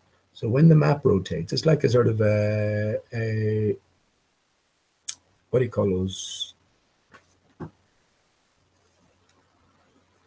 Combinations, like combination lock. So you're sort of turning it around. When you rotate the left olive branch and overlap it on the right olive branch, the whole thing rotates similarly. When you do that, well, what are you going to see? What are you going to get? I'm going to rotate it again. Not quite. I can't. You can only rotate this like 90 degrees and 90 degrees, but that'll do. What are you going to get? What are you getting here? Oh, yeah. This is pretty much what you'd see. So remember, you're just rotating the olive branches until they overlap, and you have this unification, the much sought after unification of the masculine and feminine aspects, the male and female aspects, to be completed then by the childlike aspects, that purity, that innocence, that truth. But what do you get here? Yeah, let me just do the outline for you. I'm going to do this carefully now, because otherwise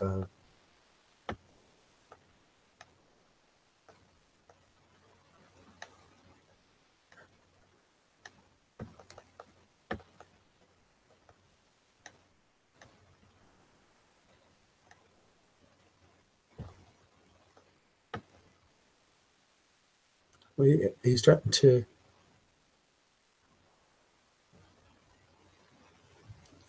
see something.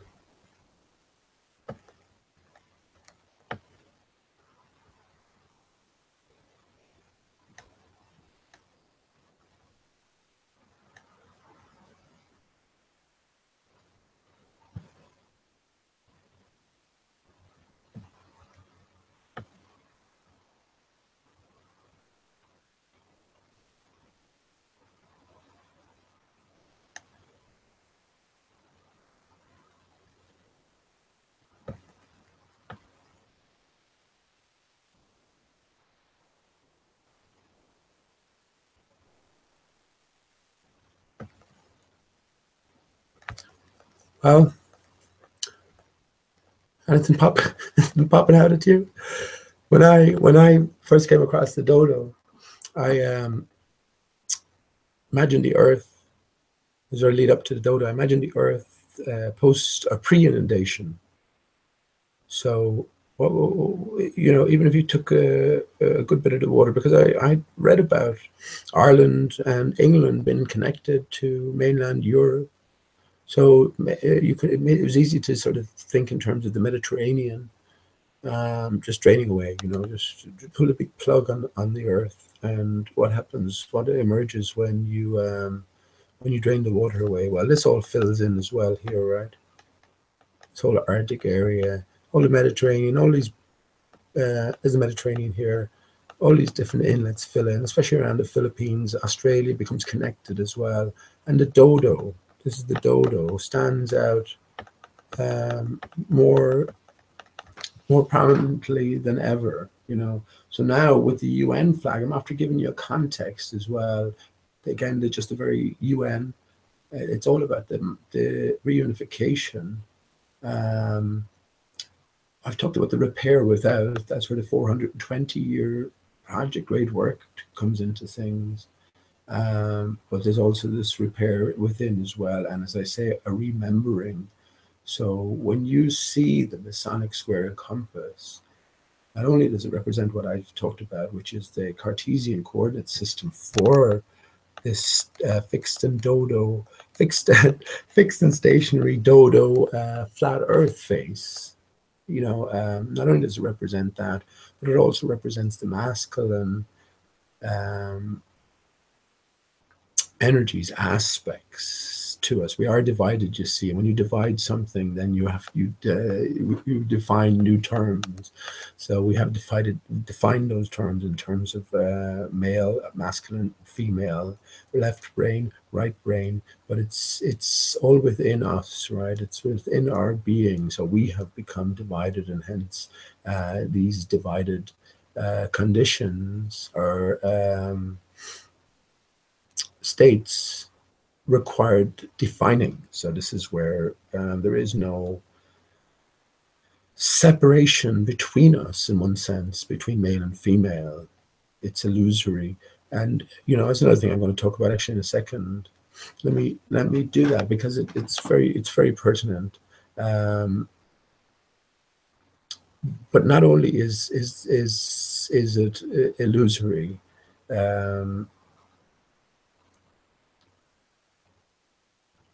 wow, yeah, okay, well, it is definable, or it is understandable, as I put it like that, understandable. So if we understand that the vision is illusory, and we can repair it ourselves, so there's a repair going on within and without. That's the way I see it, and all of these clues have been left for us. Who knows where we're coming from? Honestly, at this stage, who knows what is? Who knows? We just know we're alive now, and all this information is coming to us. So, and it's not just our own particular information. I mean, what I'm talking about here, I wouldn't say there's many people talking about anything like this. Just in terms of this decoding, and how the dodo is encoded everywhere, and where you sort of are led on once you understand that the dodo is just the beginning of the journey. You have to get the flat earth to appreciate that. But here they are in plain sight, telling you that this is a clue. They can't tell you the answer. You think this is going to be the answer to everything? No, this is not how it works, right? There's always deeper layers, and indeed, this is how any investigation works. Everything becomes new with every new discovery, disclosure, or discerning. You're venturing into unknown territories, but when you look back, then you can see how all the different connections are made. But anyway, that's the map. Let me reverse that again, just to walk you through it. And did you notice the way? I'll just go back. That's the way I just had. Did you notice the way the UN stayed the same? So mirrored, it's identical. It's still UN, whatever way you look at it. this, as I talked about, it's the division is illusory, and yeah, we're coming to realize this. So that's the context. This is what I'm saying about all of the things I talk about. There's a context to it all, and it's not about proving anything. You might just say, well, that's an interesting connection there, or connotation, or whatever. But yeah, you can make a note of it. That's the point. You can make a note of it, and then when you see it repeated elsewhere, you can also make a note of it. After making so many notes of it, you're going to have to make a determination on it, right? So that's what I'm saying. There's a different story that's been told for those who are paying attention, and it's been told to you left, right, and center. Let me just go back to the way it was. There we go. That's the original orientation. Once again, it's all about the reunification of the male-female aspects combined with the childlike innocence, which is the crossbar in the H. This is the 3-in-1, and this allows us to be part of the H, I guess. Look at your keyboard again, BHU8. So I talked about Humpty Dumpty and the hummingbird on the English £10. Well, the significant aspect there is hum, H-U-M, hum. So it's about frequency and vibration, and it's via frequency and vibration that we get back to being the H, or being the 8, the alpha, the omega. And once again, there is, when you look at, there is sort of relatable terms. So when you look at the alpha and the omega, the capital alpha, the little omega, the lowercase omega, and you join the two together, then you get an 8. Get an 8 on its side. There's the alpha, there's the omega. So you flip that around, and then you have your infinity. So we're looking at dodo.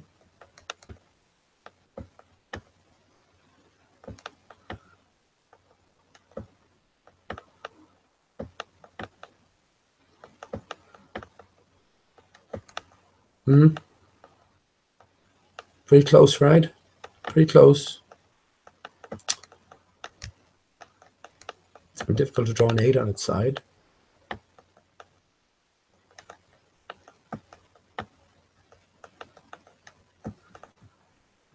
Pretty close, right? Yeah, it's pretty close for a reason. If you look at the D's as well. The D. Let's do a backwards D. Didn't do too well there. So let's let's reunite it with its mirror. Well, what do we get there? We just get an 8, right? Or a theta. That's why the theta is the 0 and the 8.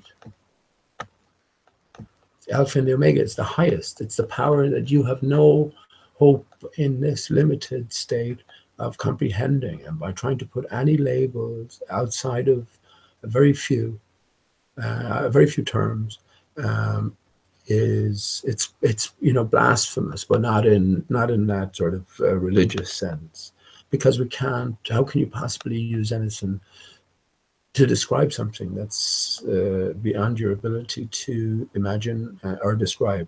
You can't do it. It's like Nick L, if you're listening, man, if you said you'd come on camera, I would welcome that, and I'd have a polite and I'm sure interesting discussion with you. And hopefully you'll do that, man. I'll hold you to that. That's one thing in terms of all of the arguments I've had or discussions I've had with people who support the excuse me, the heliocentric model. I've nearly always been dealing with just avatars, just people behind the screen. I compared it to, it's like you're in a pub, right? And you're having a discussion with someone behind the screen. And everything you say, right? Everything you say, it's denied and it's argued, but you never get to see the guy's face. So after a while, how are you going to react? You're going to fucking reach around and pull him around, right? And say, hey, listen, stop it. Stop it. You know what I mean? You don't get that opportunity there. But no, I would definitely welcome that. And I'd like to see more faces at this stage, at this stage in the game. right? But yeah, that's interesting, isn't it, with the D? And I did talk about, let me do that quickly then. I'll just make sure I'm coming through. Yeah, that seems fine. So that's what I mean by the, I can do that now with the, that's what I mean by the ADH, or the H overlapping the theta. So let me, I'm just going to do it very roughly. I have it done. I have it written out already. Right. But that's ultimately, because remember, with the A, we've described the A in terms of a collapsed H. That's ultimately what it represents. And the H and the theta are one, because if you think about a H, and wrap it around. So you're wrapping this way, wrapping this way, wrapping this way, and this way. You come to get, let me do it in a few terms. And does this ring any bells to you? So that's the first step. Does this ring, does that look familiar to you? It's like a rugby ball, right? But do you remember the brand? You know the brand that's out as well? I think it's, isn't it this brand? It's that brand. Oh, now that I'm thinking about that, X's and O's, the game you play as children, X's and O's, right? You have X's, O's. So we cut the O in half, right? The O is the theta. Cut the O in half. And we join one half on top, one half on bottom. What do you get? Nice. There you get your H. And your H is, there's your rugby ball. And then you keep extending it, but you're going to end up with a theta. So they're fundamentally the same thing, but this is where the A, the D, and the H come in. So let me just,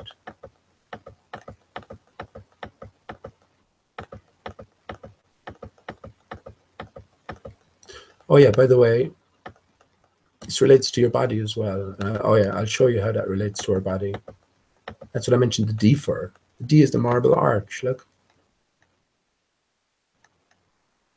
D is the marble arch, it's the top of your head. Your temples are at the side here, right? You can also, in a grander sense, I'll show you this now. In a grander sense, with your heart as the center. But yeah, so the ADH, and this is let me get rid of the UN.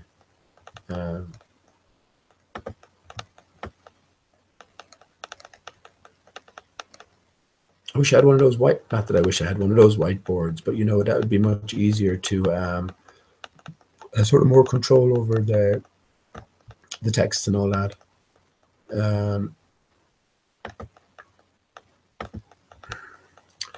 Okay, so ADH, right?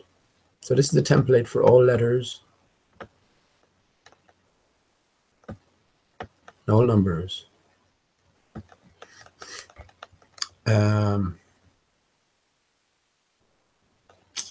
Okay, I just want to do it roughly now because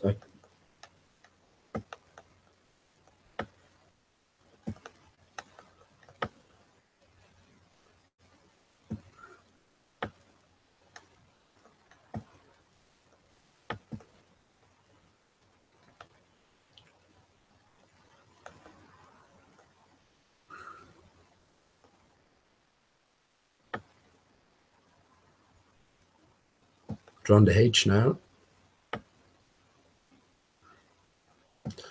So there you see you have an A, an upside down A, or the male and the female aspects overlapping, and then we have the H, and then we have the circle. Oh shit! I don't need to. Right, then you have the theta, or the D. That's the D at the top. So I remember I did the D. Remember I did the D and the backwards D. That's your D. So again, everything is mirrored. Could have done that better now, couldn't I? Okay, let me try that again. Or just I'll put in the H in a different. And here's where Paul is dead comes in, right? This is brilliant, because this is, I know this is why Paul is dead. This is how Paul is dead comes into everything. So there's the H, right? And I can draw in a mirroring line here as well. Just draw in a mirroring line. I should do this a bit bigger, actually. I should do it properly on paper, actually. That would be an idea now, wouldn't it? So this is just your, I'm sure lots of people have turned off now, but I can't be worried about that. And I mean, if I'm not getting the point across clearly, I certainly will talk about it again. But you'll be able to see certain things. So let me put the, so remember these upside down triangles, upside down arrows representing male and, how's that changing now? Okay.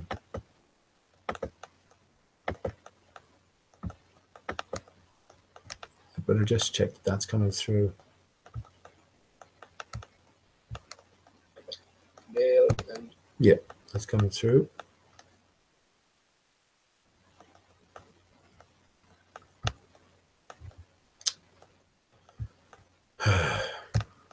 Okay. I can't change the color though for some reason. I'm still drawing green.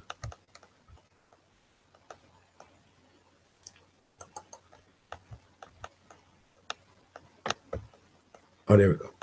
So that's the, so this is upside down triangle, upside down arrows in orange.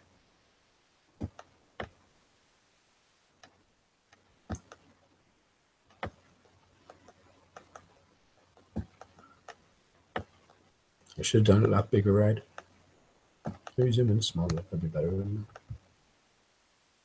it? Yeah, that's better. And then we have the D in, let's say, blue. I want to pick blue. Well, okay, you can see the D anyway. The D is fine. So if you, here's where it connects to Paul McCartney. I say Paul is the dodo, Paul is dead. If you look at the big drum on Sgt. Pepper's, right? And they mirror the drum. As I said, it all ties back to Sgt. Pepper's. Mark Sargent, Sgt. Pepper. The only internet presence Mark Sargent had was Pepper's Guide. Whatever, you know, there's clues in it, you know, so maybe he did. I mean, it wouldn't, you know, to think that someone like Mark Sargent wasn't prepared for this whole role all his life. That's not, this is only the biggest conspiracy ever, the biggest disclosure ever anyway. So yeah, Mark Sargent, a prepper, that's giving you your clues. We already went down this road. Once you get to Sgt. Pepper's, you get to Alice in Wonderland, the dodo, etc., etc. But on the front of the drum, you have, when you mirror it, because it's all about mirroring and inverting, and then we sort of make our way along the puzzle. But you get he die 9/11. So if we look at, again, he died 9/11, I should get the image up actually. But if you haven't investigated Paul is dead, it won't mean anything to you, you know, it won't make any sense to you. But he died 9/11 when the drum itself, which says Sgt. Pepper's Lonely Hearts Club Band, is mirrored on itself. And that's a fairly common image. I'll definitely get that up after that. But here we can see, where's the 9/11 coming into it? Well, on this side we have IX with the HI, right? This left bar of the H, and then we have the X.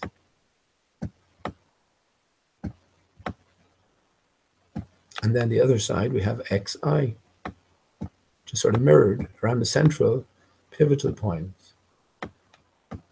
So here we have the cross in the center. You see the cross in the center of the diamond, and who died on the cross, right? Another big aspect, the IHS of the church. I talked about this before.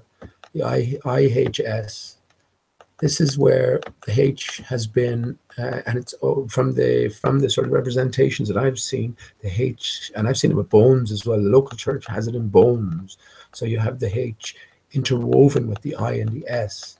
Well, that comes down to the frequency and the vibration, and the S word, the sword, is. So it's that harsh frequency, that vibration. Is also that philosophical sort of concept of when are we justified in using the word is, or how does it help or hinder in one sense, whatever it is that we are trying to express. So we have, yeah, that's just the IX, the XI, and we have the cross in the middle and die.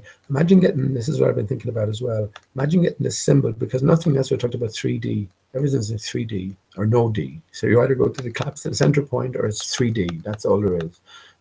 So if you imagine catching this image or representation and converting it to 3D, three-dimension, converting it to reality, I wonder what would come up. So that's in my own brain as well. I'm trying to think of the pattern that's emerging. And but yeah, let me bring up briefly, just to show you that this, I'm not just pulling this out of my arts.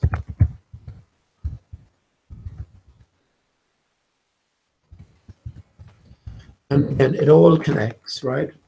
It all connects to around the same thing.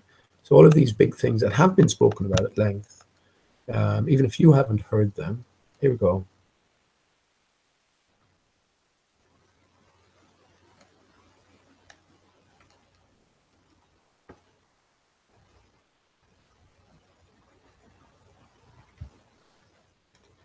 Okay.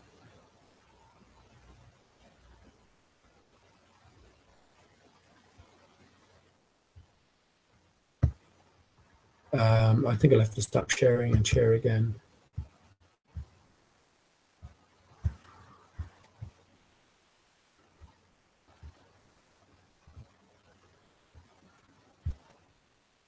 Yeah.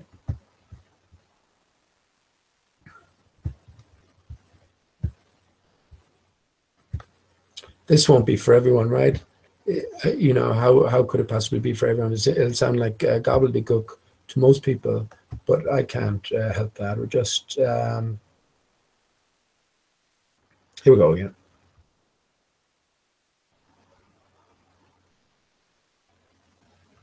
So yeah, if you can see the screen, Sgt. Pepper's Lonely Hearts Club, they mirrored the what do you call it? And here's what they come out with: I won, IX, he die. Hang on now, where did I get XI? I'm sure that's mentioned somewhere.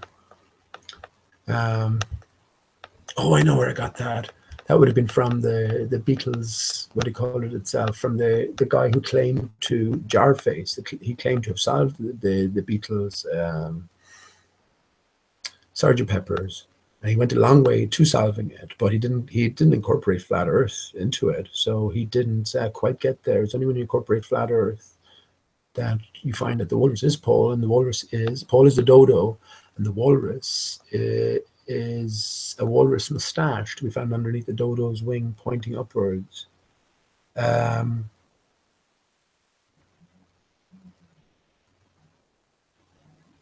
Okay, I'll have to think about where the 911 comes into it again. It's definitely a 9 and 11 encoded into here, and I'll have to read it.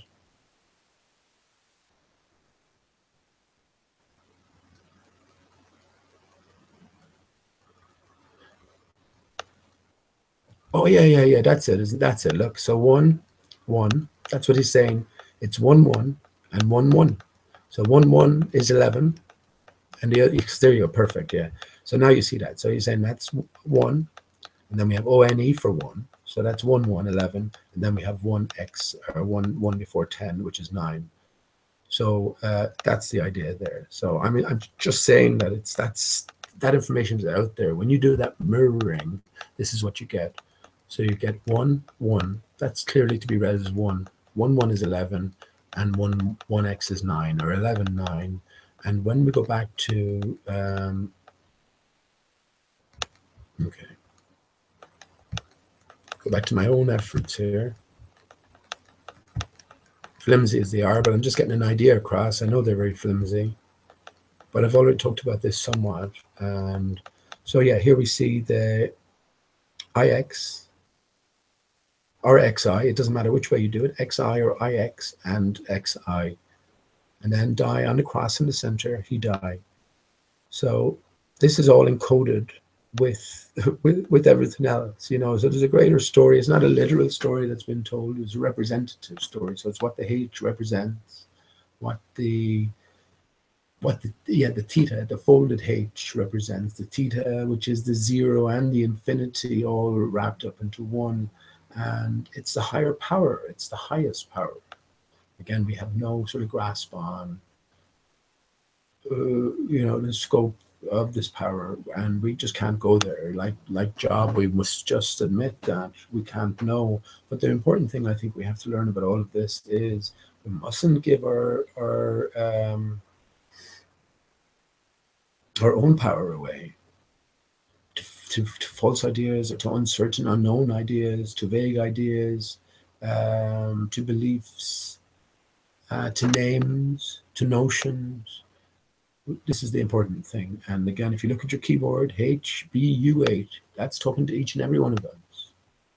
Each and every one of us. And as I've said before, in all earnest and all seriousness, I am king of Era. Right? There's land here. There's been an inundation. The land is ours by birthright. The very nature and fact of our existence upon the land. And we have been tricked into representing ourselves as legal vessels on the seas of commerce, subject to maritime law. And law is just the rules of men. Men gather and decide that you can do this under these circumstances, or you can't do this under those circumstances. You're not bound by any other man's rules. You are not. Even if he claims that those rules are from some sort of higher power, let him prove it. You know, we have certain divine, unalienable, not even like using these terms, just terms that cannot be, rights that cannot be given nor taken away. And yeah, the first massive step in that is the realization process as to exactly what might be going on here. What is our true status?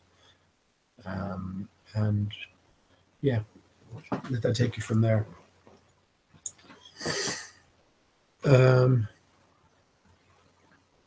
So that's the connection. That's the IX 11.9 or 9.11.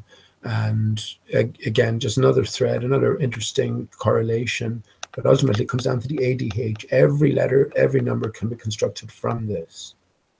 If a number, exactly, let's just take an A, for instance. Just take an A again.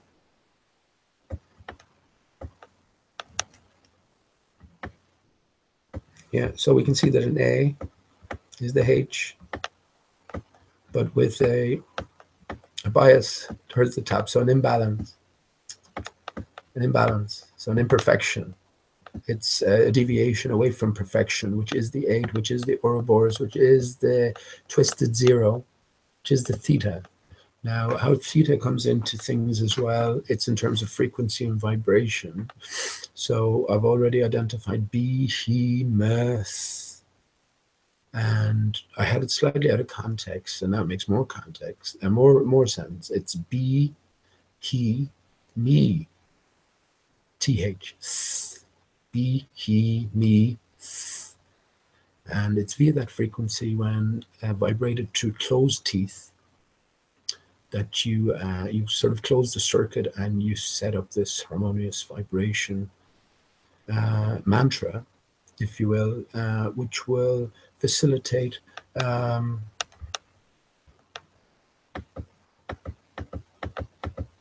within your body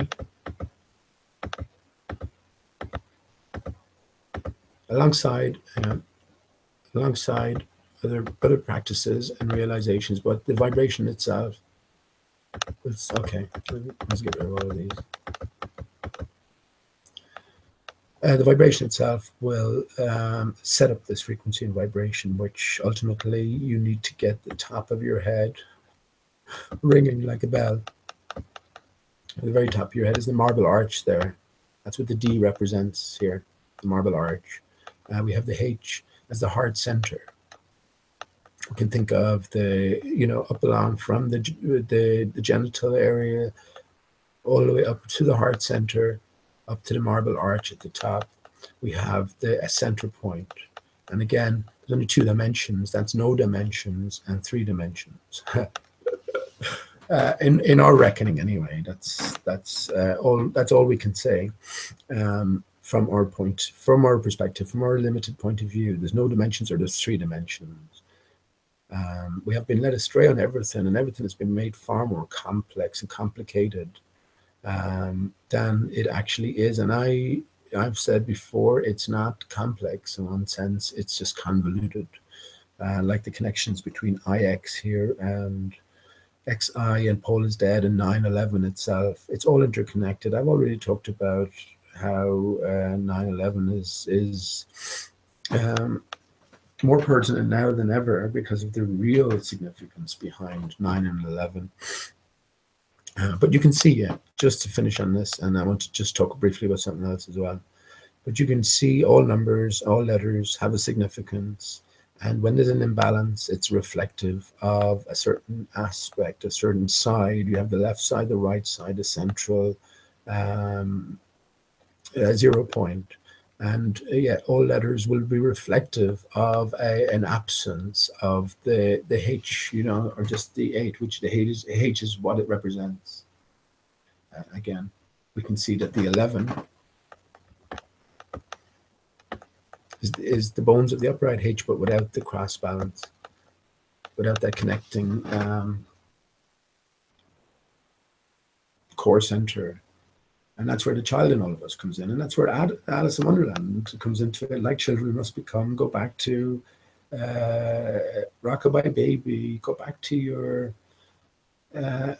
skipping games. It's as a child, go back to all of these things and re-examine them. Even the simplest of nursery rhymes, re-examine them in a new light. And you will find the story of your own history in a big sense. And you will also go a long ways to finding out the story of yourself, Anything else? Yeah, well, Adolf Hitler. I was thinking about Adolf Hitler. So anything with the ADH, they're letting you know, just like the Dan Brown with the 42. Okay, let me redo that. Dan Brown with the 42. The name is chosen. It's the insider sort of information regarding what the name or the letters represent. And that's letting those in the know this is part of everything. Adolf Hitler, yeah. Then we have the AD. OL F, and then we have the H, Hitler.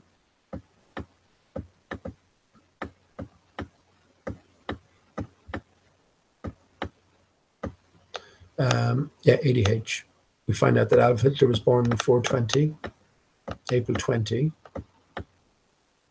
and he had 1 ball, 1 testicle, 1 stone, 1 Einstein. Einstein is 1 stone. Monolith, which plays a big role in Stanley Kubrick's A Space Odyssey, dodo sea, a space dodo sea. We're telling you a few things there, right? Space is water, sea, but also the dodo. So here's the dodo as well. This is how significant the dodo is, After all, one of the most successful bands, Radiohead, Thom Yorke,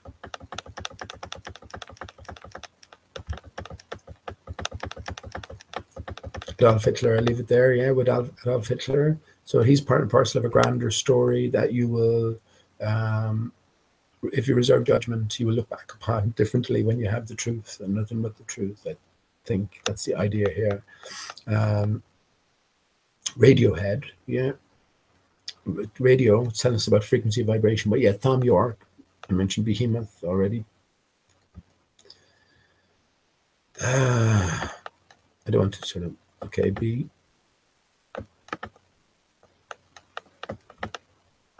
he ma. But as I say, it's be he me th. So it's a sort of an instruction, a mantra. And as I pointed out before, there's plenty of positive results coming from people who use the th mantra, just or the mo or the om, mom or me, you know. So when you put all these things together, you know, you got a sort of combined effort and a combined effect. But yeah, we have Thom York, thom. York, New York connects to 9/11. Well, Thom's name as a youth apparently was Dodo. Go figure, right? He's anything but a dodo. He's probably one of the wealthiest men in your neighborhood, if you want to, and one of the most creative as well. But whatever, that's a different story. The point is that the characters set up all of this, all of the factoids associated with him have significance in a greater sense. So that he is Dodo, that his nickname is Dodo as a youth, is significant in itself. But also apparently we're told his nickname is Salamander. I was thinking, how does that fit into everything? Well, the dodo came about because of collapse, right? An inundation of water. Salamander will sacrifice an external part to save the core center, and then later on it will regrow, right? It will repair. So this is what's happening now, as I've come to understand, and the Earth is in a state of repair, and we are as well within, and all getting back to the future, back to the future via 88, right? The hidden hand. There's the 8 again. So yeah, Thom York, we're being told that. So the fact that his name is Dodo as a child, but now that's Radiohead. So think about Radiohead. Think about your head, H E, as your A, and as your D. And why wouldn't it? Because it's all about your head. It's via, so here we go again. It's via vibration, right? That you get your head ringing like a bell. Or in other words, you're just setting up this harmonious resonance that you're sort of, I compared it to an old rusty tank. And you just set up a vibration underneath it, and all the filth, all the dirt, all the rust will be shaken free from it. Or even like I compared earlier on, like at the barrier conditions where potentially the seawater is just being shaken out of its salt, and that salt is building up with blue salt. I've showed pictures of, well, I've seen it myself anyway. Just type in blue salt, and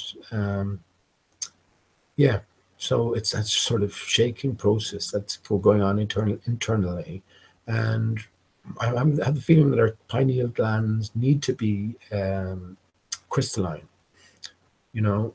So I think that's a very sort of mysterious area, and you sort of end up not knowing what to believe when it comes to what the real setup is. I mean, who can we go on? Who can we trust? So I have a feeling that it needs to be crystalline, and when it is crystalline, via these frequencies, vibrations, then you create this sort of chain reaction, which I don't know, releases. You become illuminated anyway. So it's via behemoth, but actually it's via more than that. It's via the. This is a good one. Via the mouth, you put the U. Via the mouth, you put the U in the center of the mouth, right? But again, be he me, th. So this is a mantra to ourselves, because we're disconnected, but we're already the th, or the part of the th anyway. So this is as I say, this is a means and a ways and a means to get. Actually, that's funny because Haddock's eyes. Okay, let's talk about that now. It is a ways and a means. That is the subtitle of the poem sitting on a fence. Sorry, sitting on a gate. This is the end of chapter 8, and when Alice leaves the White Knight, and Alice Through Looking Glass. But it has a few different titles. Sitting on a Gate is one, and Haddock's Eyes is another. Here we have the H and the A and the D as well, and the eye. You know, have you the eye to see the haddock, or the H, the A, and or the A, the D, and the H. What was the other name? Oh yeah, that brought us on to Ways and Means was another title for subtitle for it. With we're then pointed to My Heart and Lute, which I open up the Hangouts here with My Heart and Lute. The music I put to the words that are already out there. That's what we're pointed to. At the end of Alice Through Looking Glass, we're told that out of all of Alice's encounters, this is the one she remembers the most. So in that, we know it's significant. Well, My Heart and Lute, heart is an anagram of earth. You just move the H to the back, E-A-R-T-H. And lute, etul, backwards, E-T-U-L is star. So there we have the star again. So it's my earth and star, and that's all it is pretty much. We live on an earth. We have an earth. We have solid ground, land mass, surrounded by inundated oceans, and then we have a star, one star that produces all the effects we see from the moons, from the moon to the stars and the planets. This is all emanating from the one central sun and its reflected artifacts. When I found the Milky Way on the moon, the Milky Way is to be found on the moon, located between the swathes Eratosthenes and Eudoxus. Eratosthenes is an anagram, perfect anagram for sees not earth. Eratosthenes didn't exist, and within the lie, within the twisted lie, is the core truth. Eratosthenes didn't exist, and he also said the earth was a sphere of given dimensions. Well, sees not earth is a perfect anagram of his name. Eudoxus, E-U-D-O-X-U-S, is Exodus. So between these two craters, and it's the biggest swathe you see on the moon, when you overlay the Milky Way, these two match up. These two are a perfect match, and that's 100% confirmed by me and others. And you have to first satisfy yourself that it is the case, and then you can go about trying explaining it. I've already explained it to my own satisfaction, in the sense that that's the best explanation I can offer at the point I'm at, which is to say that when we look at the moon, we're looking at the interface of the sun. Imagine the sun is a giant lightsaber. Just, it used to be a tree. The energies transmitted are the same, just the distribution method is destroyed. So now you have a lightsaber, and when we look at the moon, we're looking at the face, the interface of that lightsaber. So you can imagine that took like a Batman light. If you had an interface that is in the shape of a Batman or a bat, that's what you'd see in the sky. So this is what we're sort of talking about. So when you see the moon, you're looking at that interface. It's a direct reflection of the interface of the sun. When you see the stars, etc., as they rotate around the constellations, 88 constellations, by the way, well then, and the Milky Way, then you're seeing this same interface, but as it's displayed out against a contoured barrier. So, yeah, the nature of the different movements we perceive is just in relation to this reflected light source, which is what it is from the North Center, and where it is projected onto, at what point in the barrier. The barrier is contoured. It begins low in the north, rises higher. Well, I have my what do you call it here. The barrier is contoured. It's low in the north, higher around the equator, and low again in the south. So all the sort of way around, like a spider, right? So if we just imagine that all the way around, it's like a spider, whereas the inside then is isolated. So two barrier system. If you imagine inflating the whole system again, then you have an apple or an egg shape, you know, or a stone shape, a one stone, a bubble shape. So yeah, just reverse that. Then we have collapse conditions, and that's what Tom York references when he says his nickname is Salamander. So via the mouth,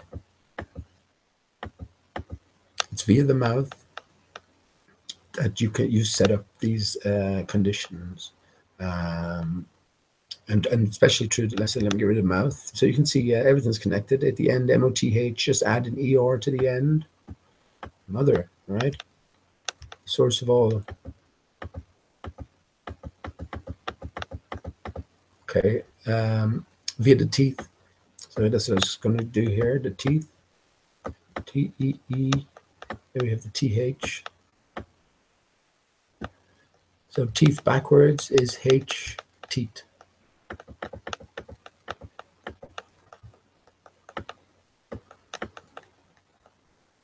H, teeth.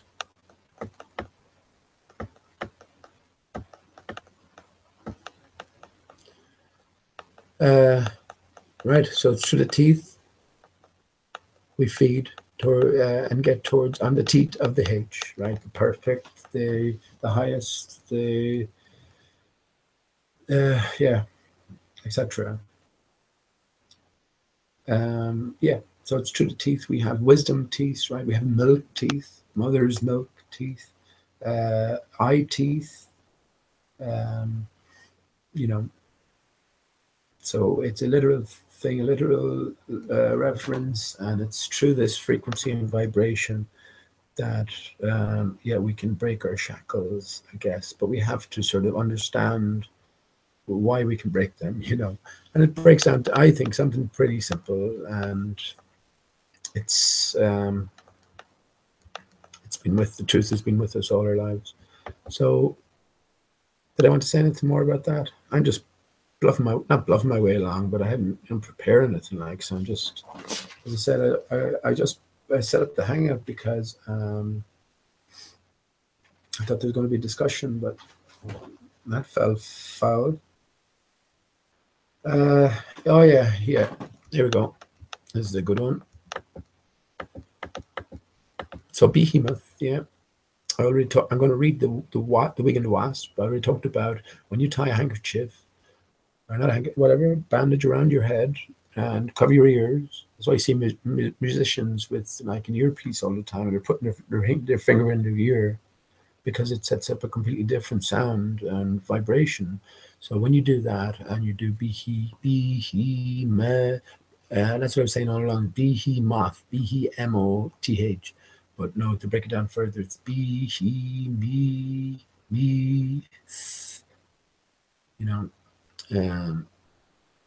So yeah, that's refined it even more. BEMOTH, and that's exactly what your keyboard is telling you on the diagonal. BHU8. You know. So yeah.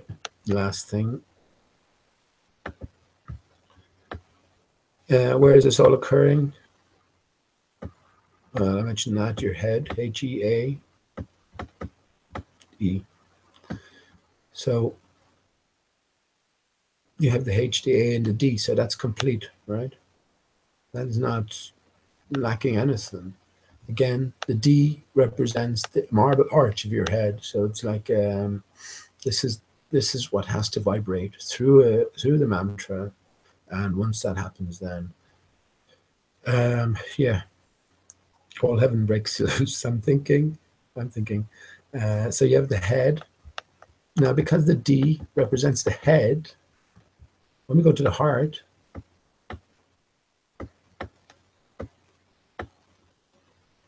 there's no D here, right? But we have the A. Well, I should put in capital A here, H-A-R-T. But we have the A, the H, and the T. So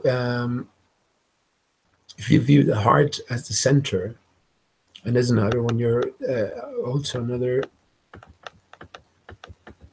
Well, it can't contain the D, right? Because the D is representative of the marble arch, the dome of your head. The hand is another one.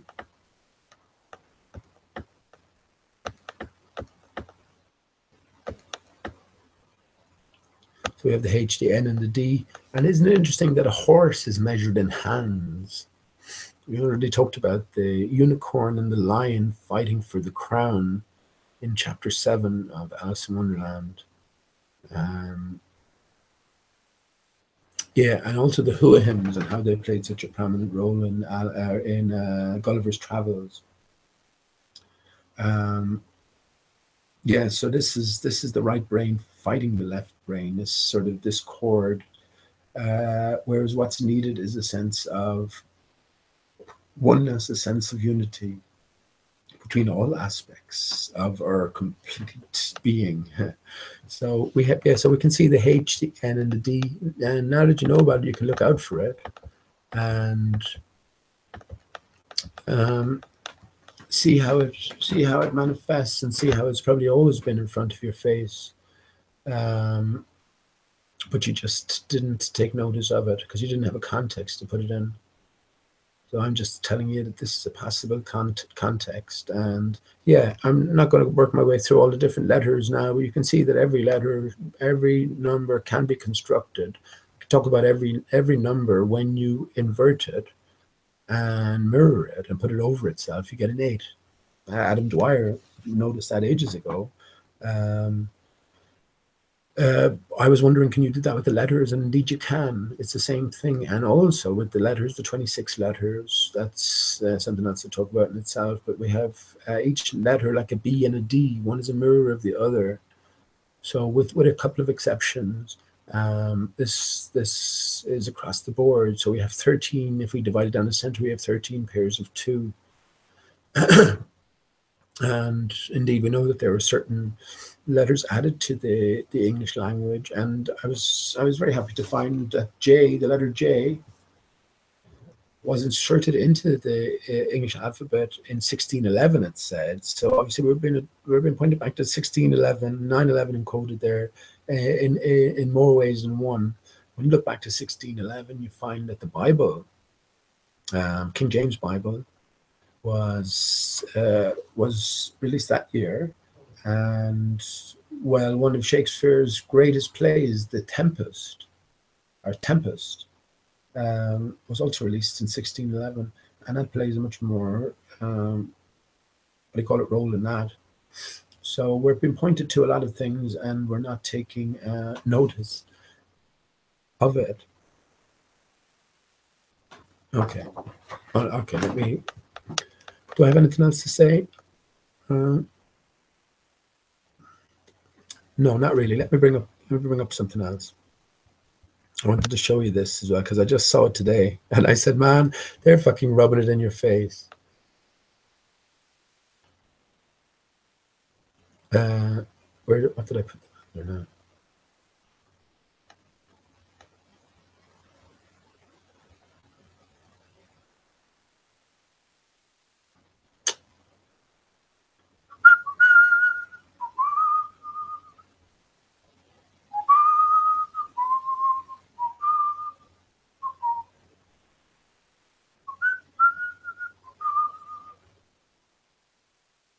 There we go.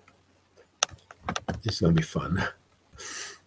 This is from John. This is one from John Watson today. If you're listening, John, I better just I better stop sharing and reshare.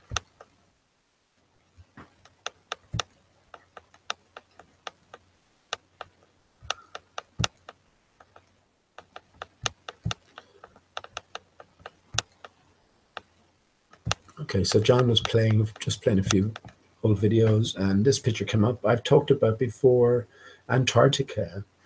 It's almost like a man and a woman. Think about a man's, not to be rude or anything, I don't mean to be, but think about a man's genitalia and a woman's genitalia. A woman's almost, if you sort of maneuvered it and stretched on the man's side, you could almost get a sort of a positive to the female negative. So in a sense, that's what so one is the sort of the jigsaw piece, and one is the whole that the jigsaw piece fits into. But I recently said that, and I definitely might have heard the idea before somewhere, but I can't remember where. But Antarctica, because we know Antarctica doesn't exist, right? It's the Earth is sort of frozen over. The barrier collapsed. We had an inundation of waters. And where the barrier met the land, met the waters beyond, then you have drippage, and at the drippage points, it just accumulates over time, freezing conditions. It freezes everything over. Everything outside is I think is inundated with water. So the barrier extends so far. Whatever was there before, it's a different question. But outside the barrier is just waters beyond. And where you have this drippage, then you have the accumulation, and this is where you have what they call Antarctica, which is all it is just the rim. It's just a boundary of the Earth, I guess. It's when the sun carves out its sort of path and keeps this ice at bay. This is what's happening to me. So Antarctica doesn't exist. So even in the name itself, Antarctic, again, a jigsaw piece, and the hole that the jigsaw piece is waiting to be filled in too.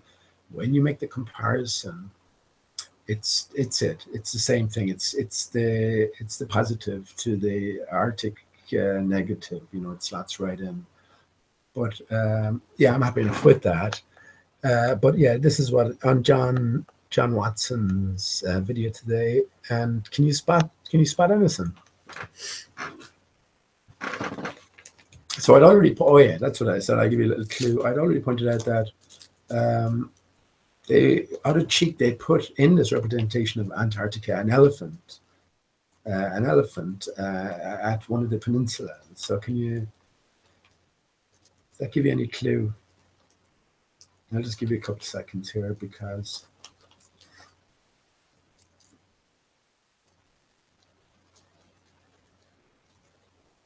I won't tell you. When I tell you immediately, when I show you, you'll go for fuck's sake.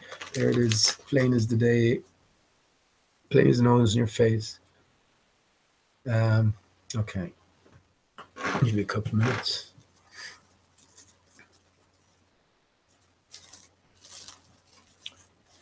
Not particularly connected with the dodo, but of course, we already made the connection between the dodo and the elephants.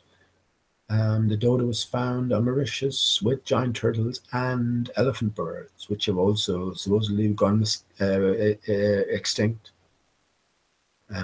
alongside the dodo tree. So, all of these things are telling us something different. When we go to mythology and we look at that representation of the flat Earth, we see the turtle, the giant turtle, swimming through whatever space. We associate turtles with water, right, and longevity. The elephant's strongest land animal. So we can see the 4 elephants standing on the back of the shell of the giant turtle, right. You can look upon the barrier as a shell of sorts. And yeah, we have the dry land, the elephant, and then we have the face of the flat Earth, the disc world. Well, I said the dodo is the face of the flat Earth. It's literal. If you were to draw the face of the map of the flat Earth, you literally get a dodo. That's what the dodo encodes, is the face of the flat Earth. So when the dodo, who didn't exist, was said to be found with giant turtles and elephant birds, this is telling you that the disc in that picture is the dodo itself. You could look down on it, you see a picture of a big feka dodo.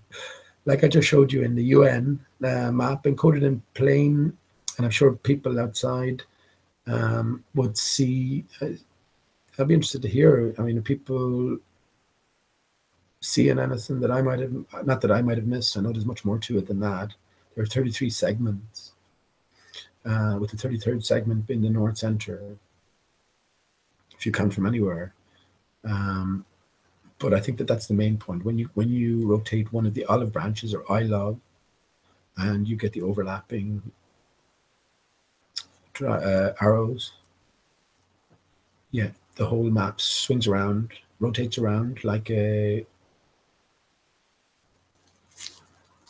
Why I'm having difficulty with that phrase, like a combination lock. That's right, combination save.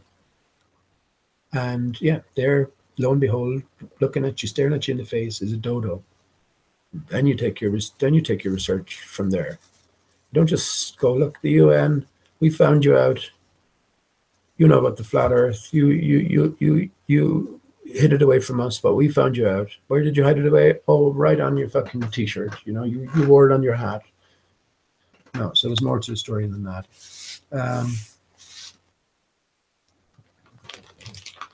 Okay. I'm going to give you another couple of seconds with this, but this time I'm going to rotate it a small bit.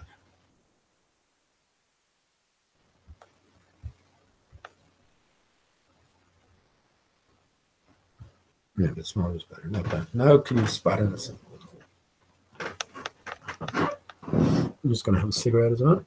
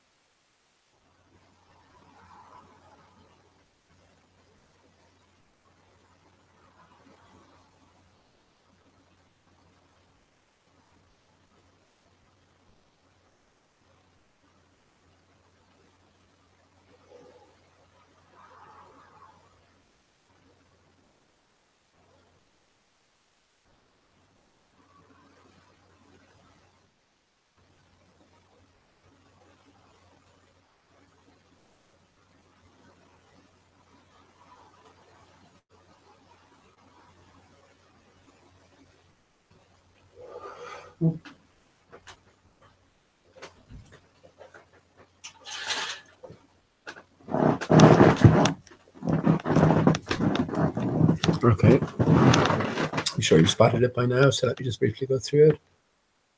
Okay, let me do that in red. There's the elephant's tusk. There's the ears. Oh, sorry, there's the elephant's trunk. There's his tusks sticking out here. Down around to the limb. See the body then, sort of. You get the general outline. It's an elephant man. So because this isn't an absolute reality, it's a representation of reality in a sense. But here they've drawn in an elephant. Let me just go through that again.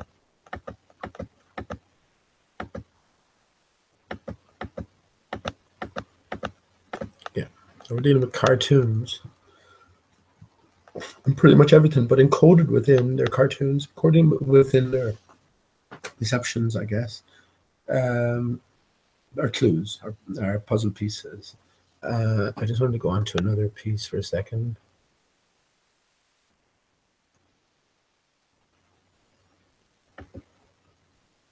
Yeah, that was brief. So I think you saw the elephant there, right? Okay, just let me do this for the last piece, and then I'll go on to read. Is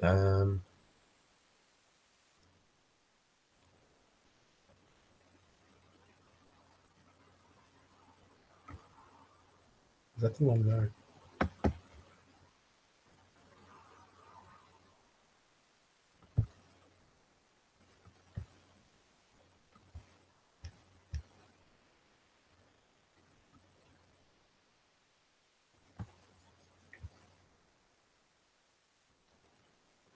Yes, this was the one. This was the one. Okay, yeah, I don't need. This is where I just walked you through the puzzle. Remember, this is the 2015 Economist. 3 years, right? Three is the magic number. So this is, I say, 3 years before 2018, which was always the year. And here's the big piece, or here's the big puzzle piece, which ties lots of stuff in. First of all, we're reminded of Sergeant Pepper's. Remember, this is a worldwide magazine. As far as I'm concerned, I haven't seen anyone else. I don't know anyone else who solved this, because we already solved it. We knew the solution before we finally solved it, but we made our way through it. We see Alice in Wonderland. We see many hints. We see arrows down here. 11, 5, 11, 3 is 55, 33, 88, HH. Hidden Hand, we're looking for. We go up to Putin. Just briefly go through it. We went up to Putin. Saw the hidden hand. He was starting. He was pointing us down. The Pied Piper, really followed the Pied Piper. He followed us down. We followed the arrowways. Again, childlike in terms of just following a puzzle through a maze. We followed the arrows all the way up to Merkel, up past Will Smith, Barack Obama, Osama, all the way around. We got down to Spider-Man, all the way around, with the hand pointed us down. This picture, we were reminded, thanks to Dave High, it's a mirror. We were told that it's a mirror, so when she looks the other way, she's looking at Alice. Alice is looking at the Cheshire Cat. The arrow's pointing us over towards this, which we took, which is, we're told, is a ghost. To know we've reached the end, we can see 33 here written on Obama's Pantacles. You can see 33, right?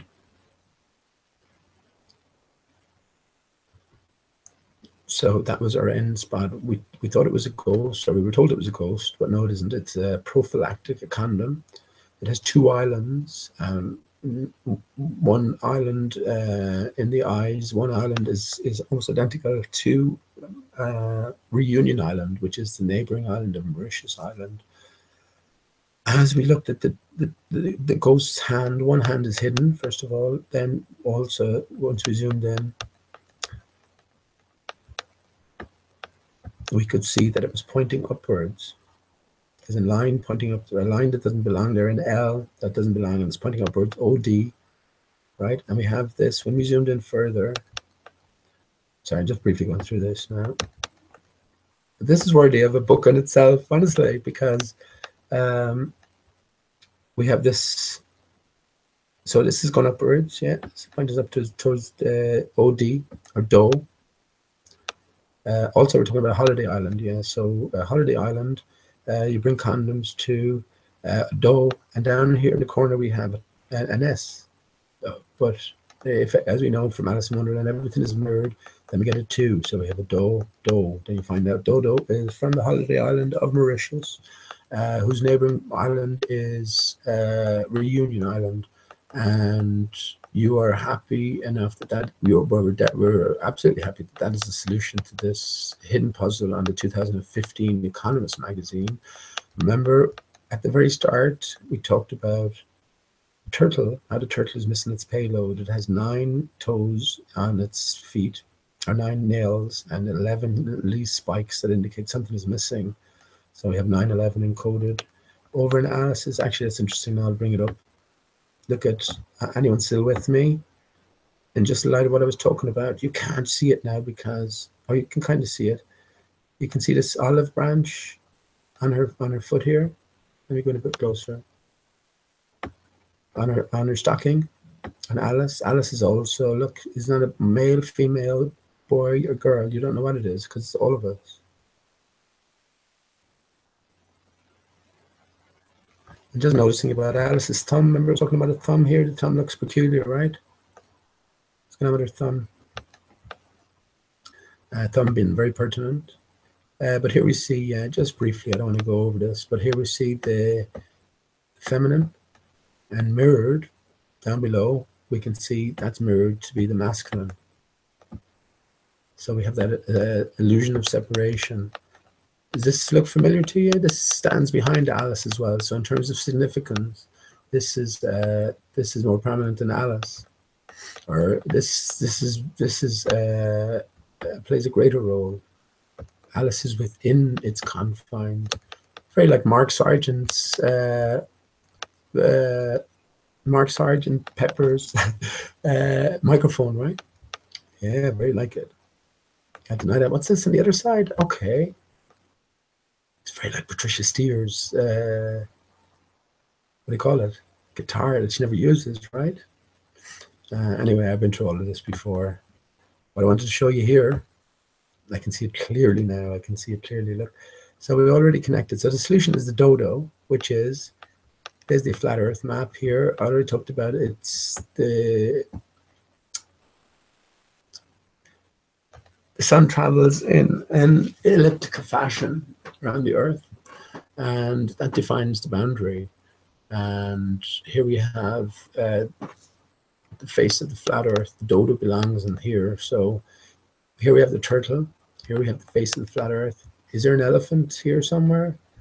Ah, I can see it. What about you? I can see it. So if you look at this point here of the battery as an eye, it's a sort of an angry eye. I'll try get it in as best I can. You can see.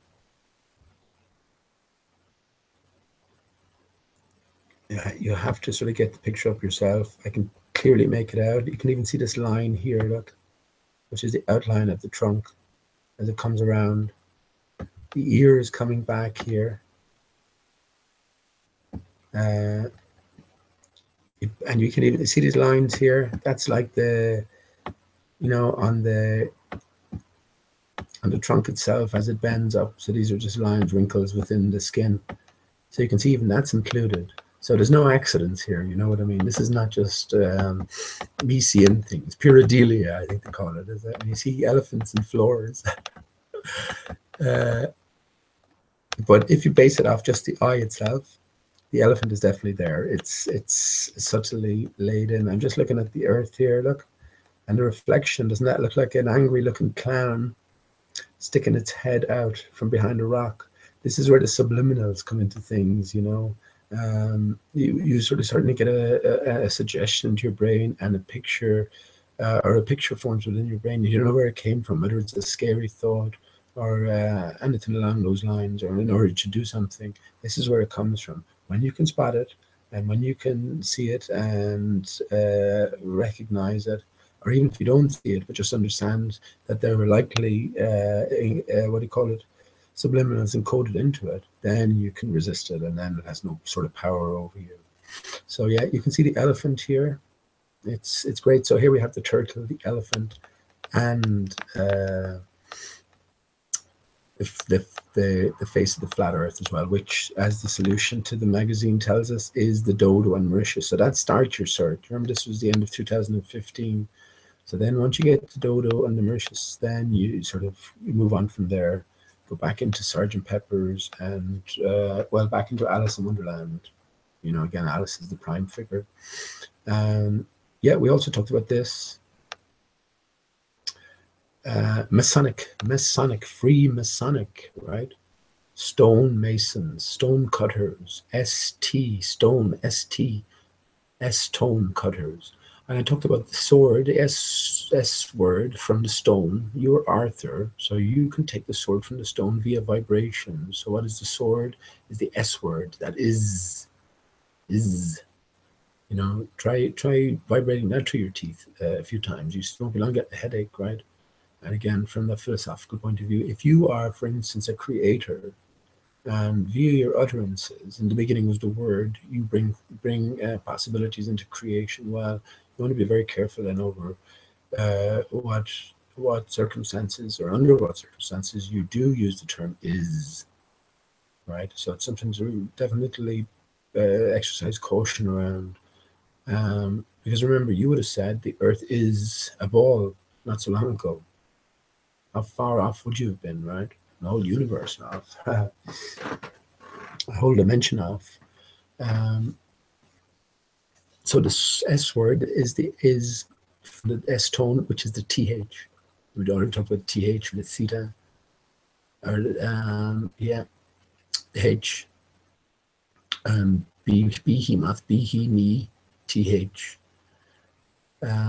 So when you take the S word out of it, or the S, and that's where Elizabeth, that's where it's talking about Elizabeth as well, and how it's sort of cut down the middle. Eliz, E-L-I-Z, Abeth, A-B-E-T-H. That's half, B-T-H is half of behemoth. So you want to replace the E-L, the L, and is I-Z with H-E-M-O, or to mix it around, H-O-M-E. So take you home. So we understand that, yeah, the S tone. So this is talking about Masonic, Freemasonic. So the S tone is the TH. And when you take the S, the S, yeah, the S word is is, I-S, and that's, yeah, sorry, yes, tone is the TH. So when you remove one from the other, and just make a TH sound with your teeth or through your mouth, it still has that S quality, but it's, I guess, much softened, and it definitely vibrates in a completely different sense. So this is breaking it down to the basics. When we look at this car here, supersonic car, so it's via vibration, and the tip of this, right, bypasses everything else. So it takes prevalence over even life, the universe, and everything, because I guess it creates life. This is the tip of, and I think it's a frequency, it's a vibration, and I've already talked about this in terms of a repair project. So it's via rebuilding the barrier, re-inflating the bubble, if you will, through frequency.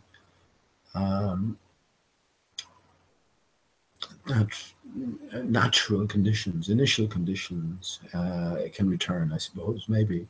Yeah, but we already talked about that. Don't need to go into that too much. Just a Freemasonic, yeah. So it's the stone cutters, the S tone cutters, and free, sonic, M-A.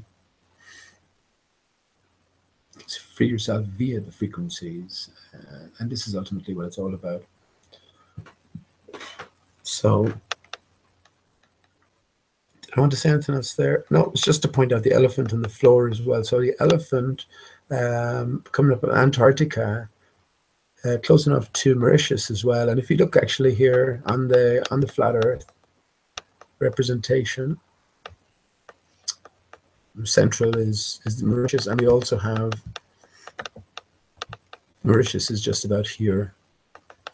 In the middle of the Indian Ocean. But if we also follow these lines, we also have a 3, and that's the other 3 that we saw on Obama's pants. So we have the 33 for bingo, illumination, and there's a 3 underneath as well, or 3 above. You can see it here. 1, 2. These 3s are sort of interconnected, and then you have a 3 at the top.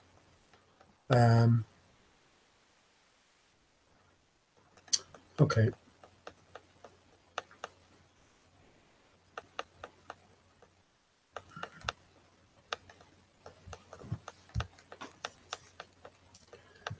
Yeah, that won't be anyone just coming in there. That won't mean much to you, but it just sort of ties everything in. Wasn't that interesting, though, that Patricia Steer's guitar was on one side and Mark Sargent's microphone was on another side? This is all to do with sound, frequency, vibrations as well. I think what we're seeing now is just part of the bigger drama, or the smaller drama, if you will. It's the drama within the drama. If you're missing all of these connections to begin with, then you're getting immersed in sort of the minutiae, and you're missing the grander puzzle. And that's the way I definitely see it at this stage. And I've talked about this again and again, so it won't mean a hell of a lot to a hell of a lot of people. But what can I do about that, right? The Sgt. Pepper's Lonely Hearts Club Band 111 was good, though, wasn't it? With the H-I-S, and I think I covered that with the H in the church. They talk about Horus, Isis, and Osiris, but the HIS is just the H being intertwined with the is, that harsh frequency. So we got to alleviate that, do away with that via soft frequencies of, well, I say be, he, me, be, he, me, be, he, me. This thing I use, I'm going to use a bit more. Just a little bandage. Just tie it around, you know, tie it around, and then you just it just completely sounds immediately very different, and there's much more.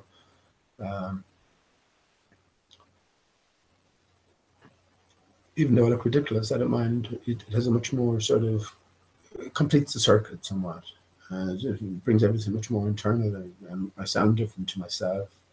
So when I go be, I can feel it go around easier. He, may, me, be. I do it 3 times as well. So it's be, he, me, you know, 3 times and 3 times at a time with yourself. But you know, you definitely start vibrating, and this is where we've been pointed to, and this is what gets me on to what I'm going to read now,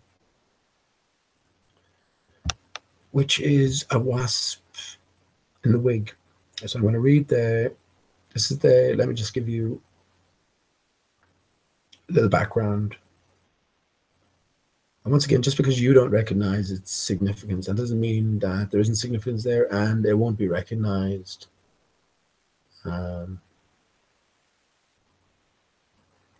Okay, where is that now? That's there it goes. Let's come back a good way though.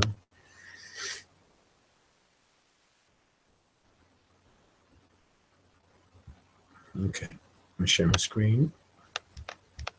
It's just because you don't recognize it, or that doesn't mean that it isn't there to be recognized and will remain there to be recognized. This is the point, as far as I'm concerned anyway. So this is the last chapter, A Wasp in a Wig. Immediately our attention is brought to a wasp in a wig. We have the 3-3. When you invert and mirror and combine, you have an 8, right? A W over the M will give you an 8. This is the story behind this apparently last chapter, but let me just read you what it says. I have read this before. We've been through all of this, but I did intend to read it again because it's more significant now than ever. And just as I had the bandage on, this is we're getting our instructions from here. You know, so when you tie your head up, and it does create different conditions. So if you are engaged in a mantra, you will feel it much more internally than, you know, not doing it. So anyway, won't see on for much longer as well. I doubt if anyone's coming at this stage, because I was gonna have a few beers. Maybe I'll have them tomorrow and talk about a few other things. Okay, so let's talk you through this. Just give you a brief idea. Chapter 12, end of Alice Through the Looking Glass, and we followed it to the end. Obviously, in chapter 9, Alice becomes a queen and receives her crown. So then we find out that this last chapter. So obviously the story isn't completely told, and once we know, we are a little clear that we're on a sort of a treasure hunt here. Then we know that there's nothing accidental about this, or this is not an omission or not a find in any sense. This is deeply encoded, and it's probably the final key you need to unraveling the whole lot, or one of them anyway. And it's definitely compulsory and a necessary path to follow. So when Lewis Carroll didn't exist. So again, the same hidden hand responsible for the works of so much, you know, Leonardo da Vinci. I don't think he existed. Newton, Isaac Newton, same. Copernicus, Tycho Brahe, don't think they existed. Their works are by the same people, Copernicus, etc. So Lewis Carroll, in the same category, is the same hand that wrote the Bible in 1611, wrote the works of Shakespeare, all behind all of this, telling a grand story, you know, but a story nonetheless. Anyway, here's a clue here with John. When Lewis Carroll wrote Through the Looking Glass, John Tenniel objected to a chapter. So Carl dropped the entire episode. This chapter was called A Wasp in a Wig, and for more than 100 years it was lost. So I'll point you out now to the name John Tenniel, J. Tenniel. So we have J is the 10th letter, then Tenniel, we have 10, and Neil. And now for more than 100 years it was lost, so we have our 10 in there as well. A 10 is an X, and an X. Yeah. Remember I said the two X's, the double X's are just the up arrow for the male and the down arrow overlapping. So we have two X's as well. So the episode suddenly came upon the scene in the form of a lot of galley proofs to be auctioned at a sale of manuscripts on July 3rd, 1974 at Sotheby's. The lot contained 6 slips or galleys with revisions in Dodgson's own hand and a note also in his hand. So they were in his hand and also a note in his hand, so a HH, instructing the printer to strike the episode from the book. Sotheby's sold a lot as the property of a gentleman, and is not their policy to identify vendors who choose to remain anonymous. The description of the episode in the Sotheby's catalogue tells us that the proofs were bought at the sale of the author's personal effects, Oxford, 1898. It went to a New York book dealer, John Fleming, for £1,700. Once again, the episode went underground. Fleming thought it necessary to protect the identity of the client for whom he had purchased the work. Fortunately, however, he agreed to forward a letter to the purchaser. And when Martin Gardner, all these names are made up, so they're all encoded, wrote to the anonymous owner, he received a reply from Norman Armour, King Arthur, excuse me, Jr. of New York. Armour gave Gardner a copy of the episode, source, The Lost Chapter of Alice, New Zealand listener 84978. So we can tell, these names, Norman, Gardner. This is what the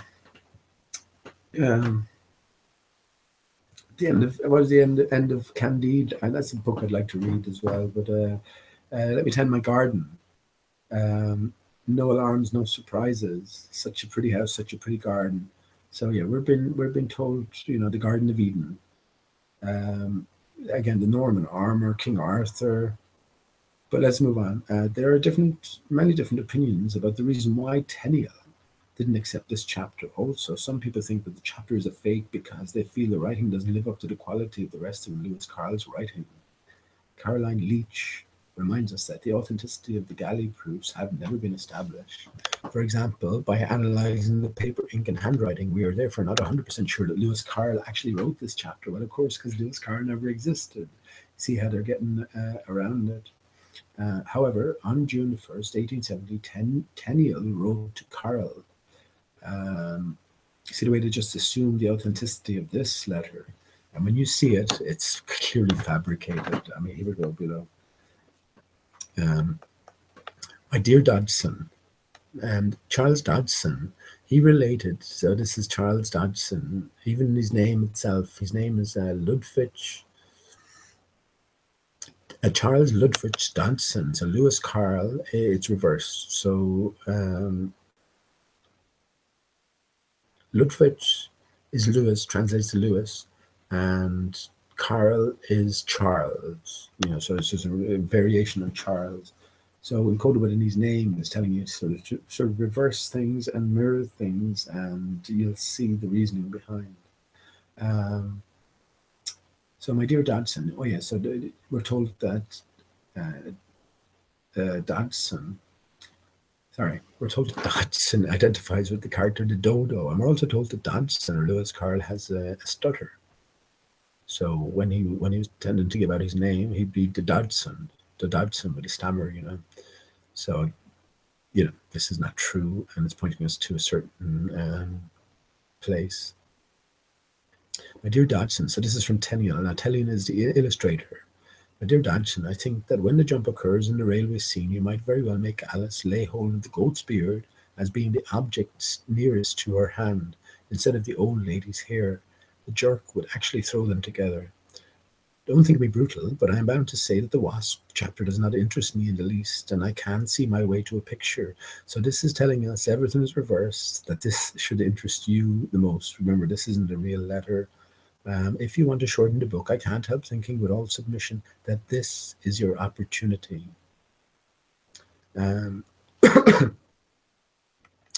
Now, just to point out, in an agony of haste, yours sincerely, J. Teniel. Now, I pointed this out the last time, and I thought it was very, very interesting. He has two words underlined here, beard and this. Well, behemoth starts with a B-E and ends with a T-H, right? And, well, I've already talked about is, and is the S word that has to be removed from the S tone, the TH. So here we have in the word this, this battle, we have to separate it. So we have to take the is from the TH, which I just talked about as well. So I think all of these things are clues. And yeah, the fact that he says, I'm bound to say that the wasp chapter does not interest me in the least, and I can't see my way to a picture. This is very flimsy in the least, isn't it? So obviously there's deeper meaning to it. The letter itself here looks completely fabricated, right? Completely Photoshop. How would you know? I mean, again, you're meant to know. Once you get to this stage, you know that this is nonsense. So it's within the encoding that, you know, we can move forward in our understanding. So Tenniel also commented, a wasp in a wig is altogether beyond the appliances of art. Okay. It's interesting. An expression we already talked about, Mozart being a musical solution to this Cadida puzzle with the M, the OZ, Oz, and then art, the three sections.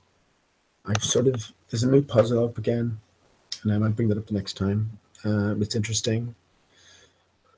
So I haven't left it behind, but I never followed it from the start. Anyone knows what I'm talking about there. I'm sure you'll remember it. The piece of music was Twinkle, Twinkle, Little Star. There's a star coming to it. Mozart then was connected. Okay. With the M, the Oz, and the ART. So it's all together beyond the appliances of art. What does that mean to you? That means it's not art, right? So this means that it's pertinent in reality. Its application is to reality. And I think that's a lesson that we can learn and apply as well. And that's what I've been saying. Therefore, the most prevailing view about the omission of the chapter is that Tenian didn't want to draw a picture of a wasp in a wig. It could also be the case that he didn't have the time to make another picture because he had a punch deadline coming up. Martin Garner suggested that it was the wasp's criticism of Alice's eye that made the one-eyed Tenniel decide not to cooperate. And it says this chapter should probably follow after the chapter about the White Knight. That's amazing.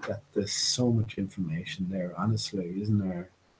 I mean, and just for tonight, on that sentence alone, which I didn't appreciate the last time, a wasp in a wig is altogether beyond the appliances of art. What does that mean? Well, that means it's fucking real as real can be, right? This is where it's to be applied to. So by understanding what's been said in a wasp in a wig, and you can apply this to reality, and you know, affect changes, affect whatever changes are to come.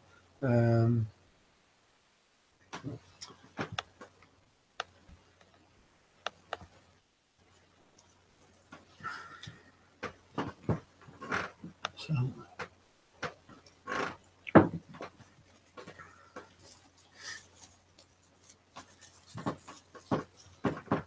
okay, let me just read it out, and I better shut up shop soon. The contents of a wasp in a wig, and she was just I'll say that now, right? So in the 1998 film Alice Through Looking Glass, made by Channel 4, a British production, they decided to insert this into the movie. So the omitted chapter from the book was inserted to the movie. And there we have a representation. I might play that next time, but there we have a representation which is very telling in itself. The wasp is under a huge tree that's split down the middle. and you see a sort of a down arrow pointing with the two aspects of the huge tree. And yeah, very revealing as well. So again, this is beyond the appliances of art. This is to be applied to reality with all due force and seriousness and earnest, right? So anyway, she was going to spring, so she just left the night. I already talked about the night. That was the most memorable aspect of any of her adventures, was what the night had to say, which led us on to my heart and lute, which is my earth and star. And here we go. This is just inserted then after that, and before Alice can become queen. So let's go through it. And she was just going to spring over when she heard a deep sigh which seemed to come from the wood behind her. There's somebody very unhappy there, she thought, looking anxiously back to see what was the matter. Something like a very old man, only that his face was more like a wasp, was sitting on the ground, leaning against the tree, all huddled up together and shivering as if he were very cold. I don't think I can be of any use to him, was Alice's first thought. She turned to spring over the brook, but I'll just ask him what's the matter, she added, checking herself on the very edge. If I once jump over, everything will change, and then I can't help him. So she went back to the wasp, rather unwillingly, for she was very anxious to be a queen.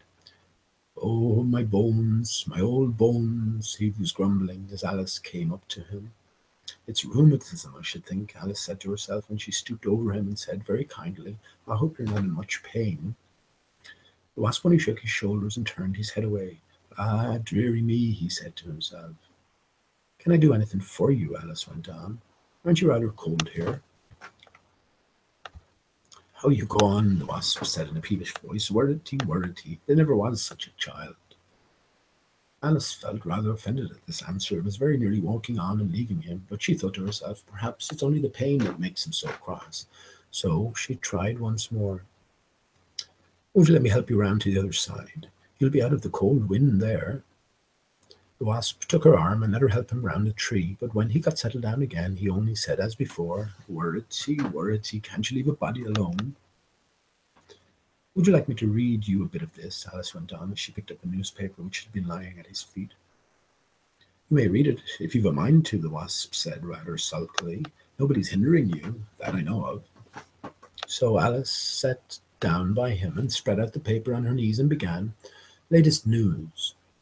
The exploring party have made another tour in the pantry and have found 5 new lumps of white sugar, large and in fine condition. In coming back, any brown sugar, the wasp interrupted. Alice hastily ran her eyes down the paper and said, No, it says nothing about brown. No brown sugar, grumbled the wasp. A nice exploring party. In coming back, Alice went on reading, they found a lake of treacle. The banks of the lake were blue and white and looked like china. While tasting the treacle, they had a sad accident. 2 of their party were engulfed. They were what? The wasp asked in a very cross voice. Engulfed, Alice repeated, dividing the word in syllables. There's no such word in the language, said the wasp. It's in the newspaper, though, Alice said a little timidly. Let's stop it here, said the wasp, fretfully turning away his head.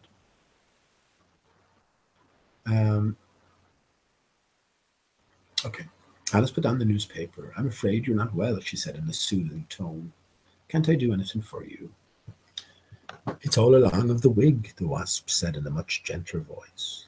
Along of the wig, Alice repeated, quite pleased to find that he was recovering his temper.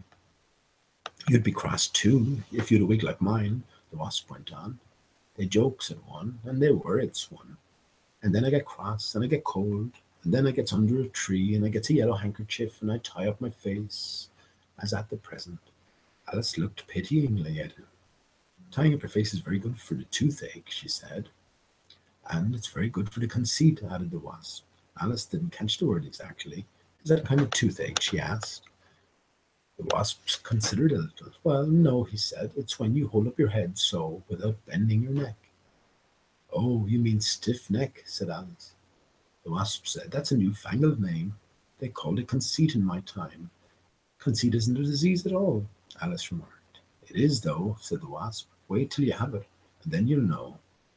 When you catches it, just try tying a yellow handkerchief round your face. It'll cure you in no time. He untied the handkerchief as he spoke, and Alice looked at his wig in great surprise. It was bright yellow, like the handkerchief, and all tangled and tumbled about like a heap of seaweed. You could make your wig much neater, she said, if only you had a comb. What, you're a bee, are you? The wasp said, looking at her with more interest. And you've got a comb, much honey?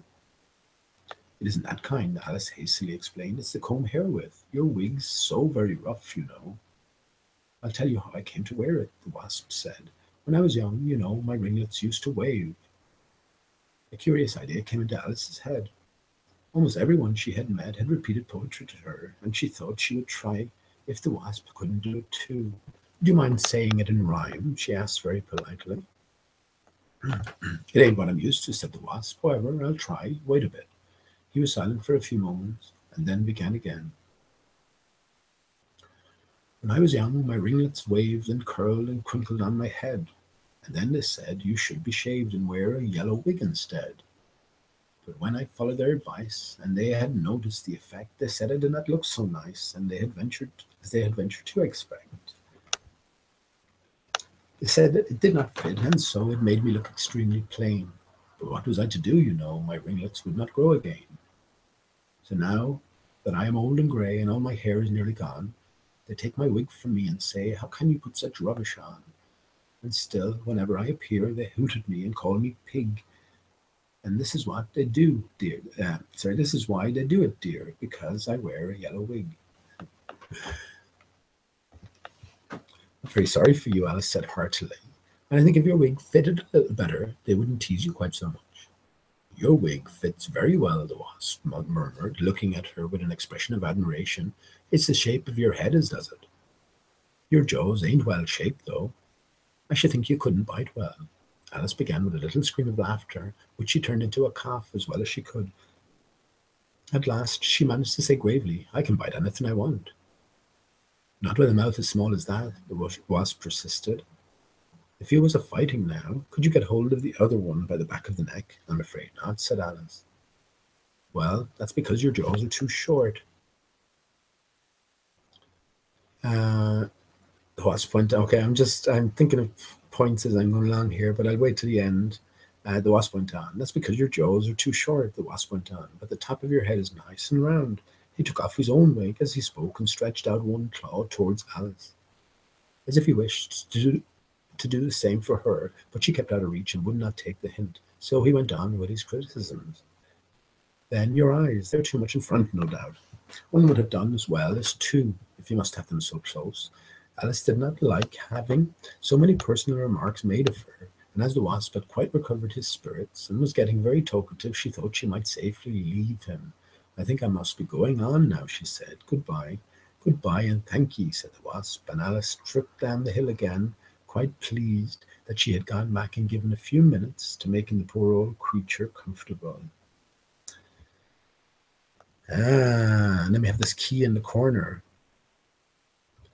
So isn't that very, very interesting indeed? Everything is pertinent here. The most important part, again, is then your eyes. There's too much in front. They're too much in front, no doubt. One would have done as well as two, if you must have them so close, right? Be of one eye, all eye be. So this is telling you, if you know, well, Alice's jaws, right? Jaws is, yeah, your teeth are set in your jaws, right? A wasp, a bee, they're all about frequency and vibration. We came to all of this where bees were recorded at flying at 30 miles per hour through crosswinds of 30 miles per hour. There's no way they could fly in a straight line unless something else was going on. So via their frequency, via their vibration, they set up their own field, which allows them to travel unimpeded by any prevailing conditions. So this brings jaws, saw,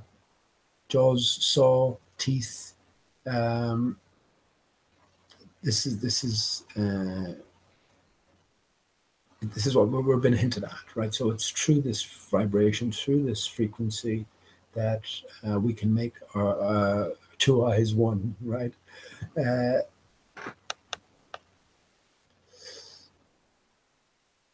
Yeah, again, the emphasis, can you bite on it, and the emphasis on the teeth. I'm just skipping through this as well because we've already been through it.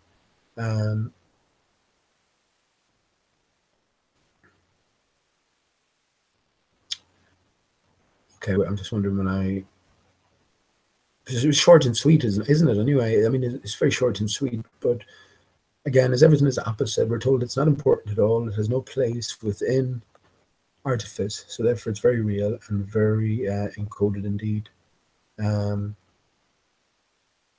Pertinent. Yeah, Alice is very anxious to become queen, or all of us, but we have to come back and go through this challenge and make our way through it. Interesting about the head is this. I take so with the connecting handkerchief or bandage. So if you hold your head down as well, it's not about holding your head down. So maybe your head down more on your chest and your heart area. So you're sort of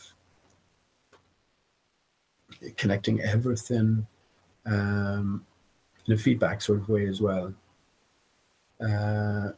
I take it that that's what he's hinting at here, and also in terms of conceit. I mean, I think he's indicating that this is something like this has got us into the position we're in the first place. I don't know, maybe the hubris of man. Who knows? Who knows what those are the causes of this fall that we're in the midst of, or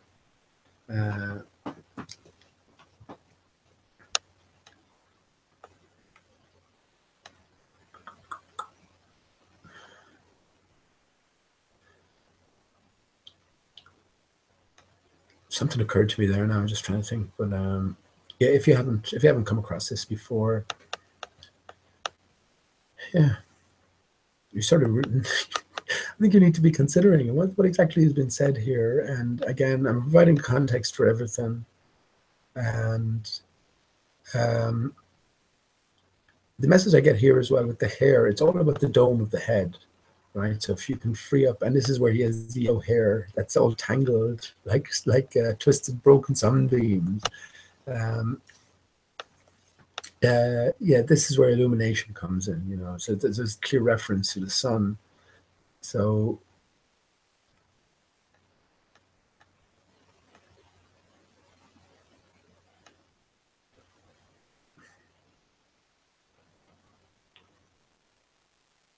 yeah, top of your head is nice and round. What's the marble arch? That's the dome of the head. You have to get vibrating, and when you do that via yeah, via these practices, then your two eyes become one, which is the ultimate goal, and you sort of start seeing everything as you were meant to see it. That's the only way I can see it. I haven't reached any stage or anything like that, but this is all. I'm sorry, I'm not explaining any of this very well now. It's only because we've been through it all before, and if I was to get talking about this, I'd sort of have to explain but the rest of the chapters as well, what came before, what came after, and that's definitely too much to go into. So I just wanted to point out that this is the most important chapter of the whole book, and there's so many clues encoded in it, right? But ultimately, it refers to a mantra to be vibrated through the teeth. Again, with this handkerchief or with this bandage over your head, just to keep everything in, and maybe your head upon your chest as well. So your head down. So when you're doing the vibration, you can feel it through your chest and through your heart area. And yeah, the frequency, the mantra is behemoth. It's thumb backwards. Thumb has been mentioned so much in Alice Through Looking Glass. And you know, that in itself is not conclusive of anything. It's when we can combine Humpty Dumpty, you know, the hum. So it is all about THUMB, Humpty, hum and thumb. We understand this frequency vibrations. Behemoth is thumb backwards.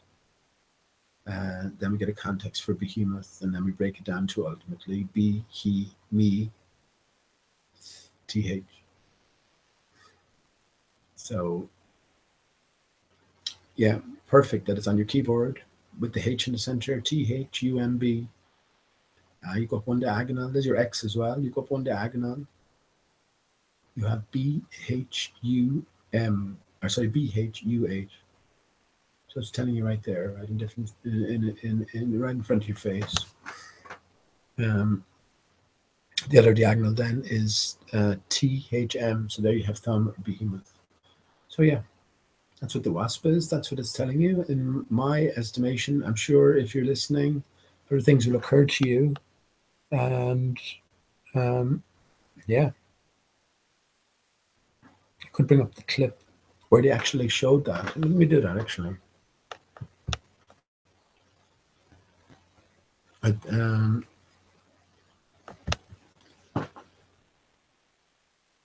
just wondering, can you?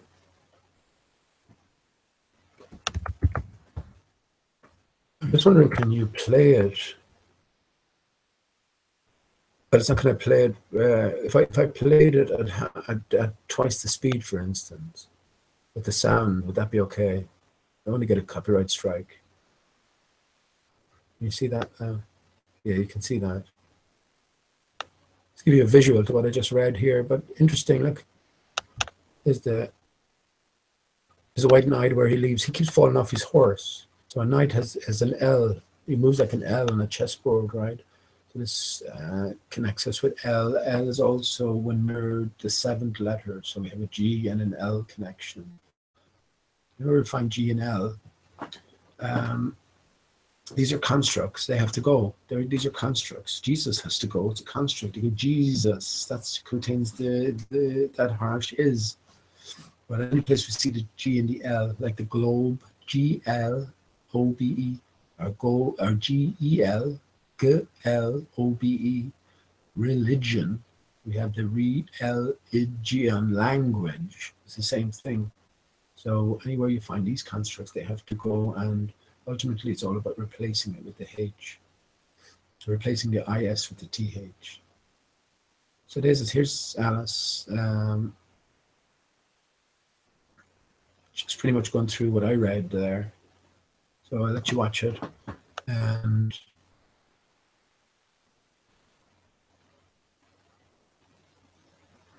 if you've been listening, you can just put a little imagery to this. Is Kate actually is. I think they choose her specifically. I think it might be a male to female transgender.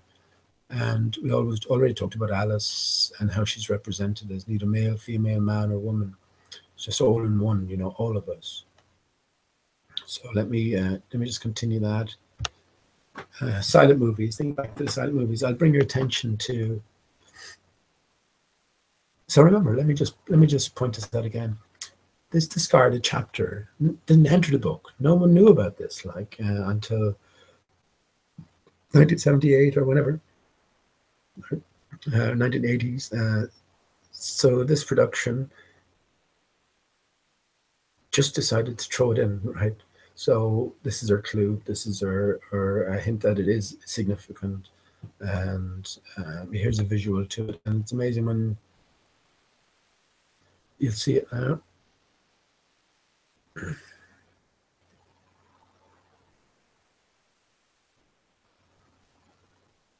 Alice, here's the moaning. There's the bumblebee.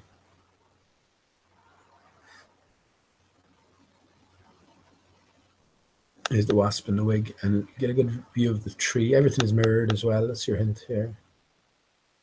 Get a good view of the tree now from distance.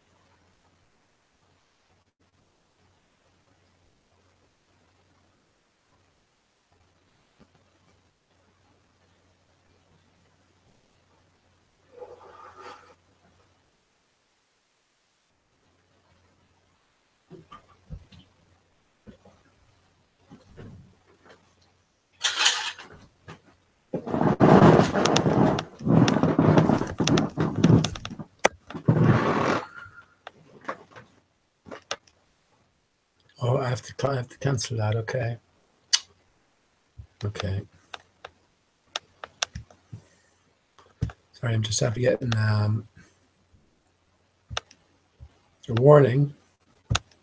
They were quick, weren't they? Copyright infringement warning. Okay, I'm just going to show you what I want to show you anyway. I read it.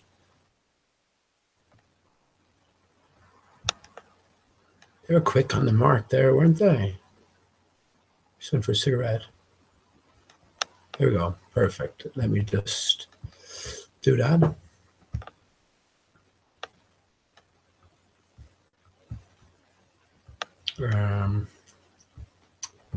So I'll just share a screenshot, and then that'll do that.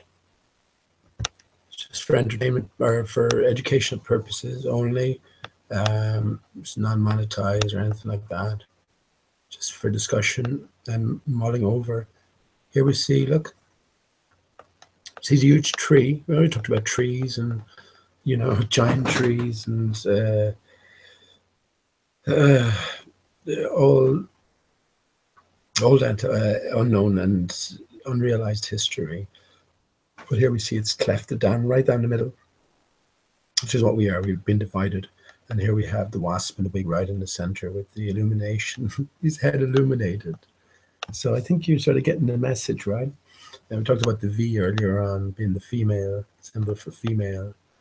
And I guess we have a symbol for male here. It's a male wasp. So we have this sort of reunification and illumination. And it's via frequency, via vibration, via literally putting a handkerchief over your head when you're repeating the vibration and holding your head on your chest. That's my best interpretation of it. And yeah, so I better stop sharing that. I'm sure chat was a mess, but this was just a sort of an impromptu hangout anyway. Do I need to say anything more? I had a few more things to say about Alice. My mind just went sort of blank. But again, the emphasis on the mouth, M-O-U-T-H. You put the M-O or the moth in your mouth. But the U in between the M and the O and the T and the H. Well, the U between the me and the TH, right? But the mouth being the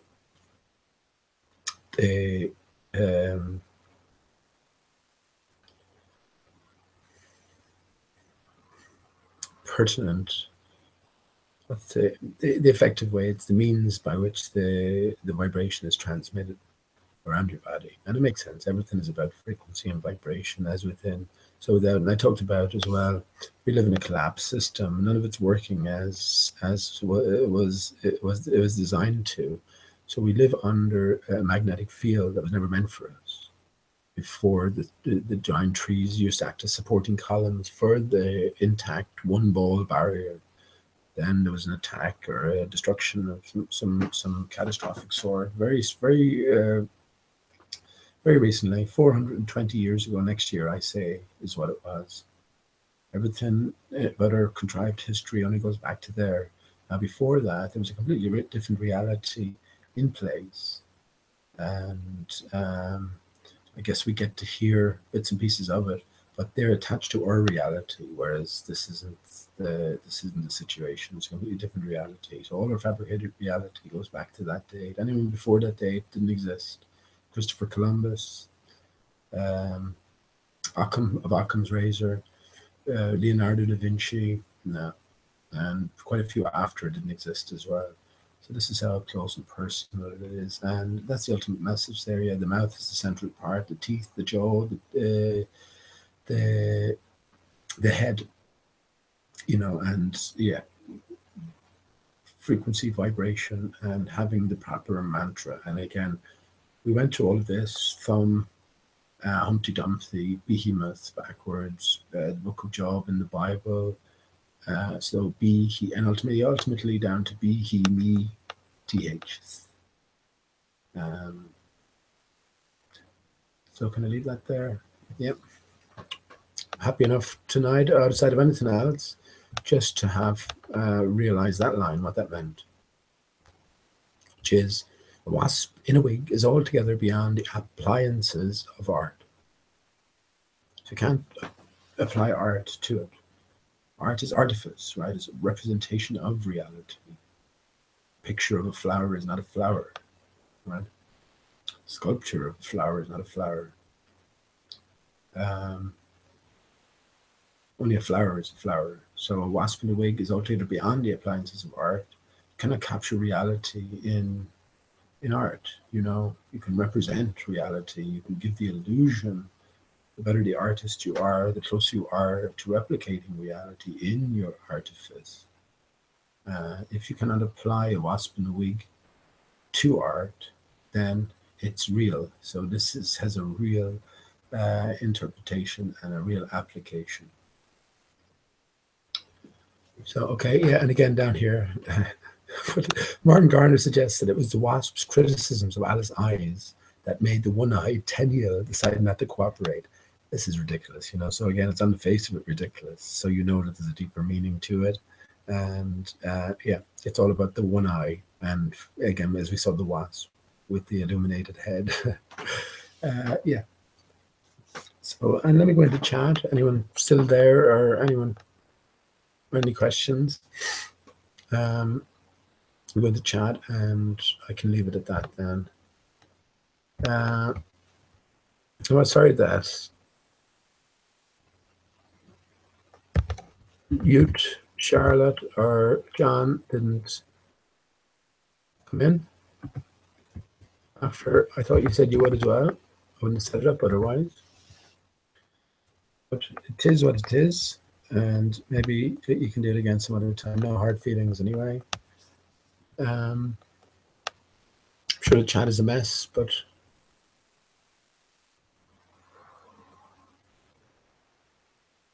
yeah, I'm not going to worry too much about it, right? I'm sure the chat is a mess. Yeah.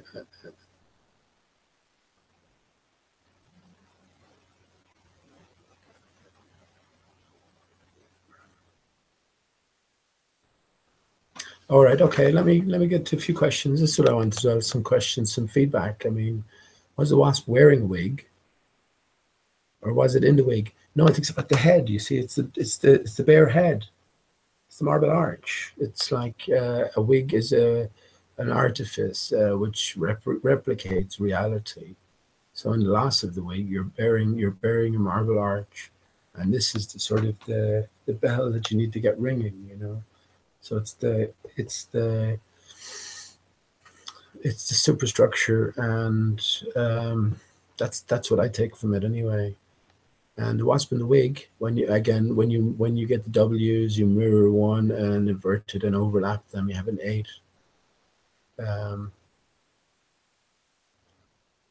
Okay.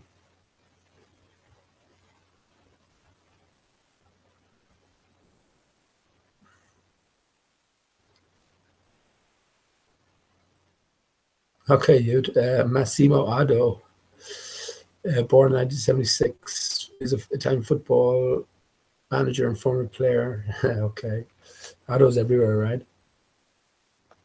Reminded on all fronts. I didn't see any of the commentary when I was doing the thing about the UN map, but I thought that was good. And it's like a little combination lock, which is what all of this is, to be decoded. And by doing that sort of rotation of the olive branches, yeah, the dodo pops out, you know, in its form, and then you can take it from there. So that's sort of in your face, right, isn't it? But you have to do a little tweaking to get the true meaning. So yeah, I'm sure the chat was a mess tonight. Apologies to any people who who came in looking for a reasonable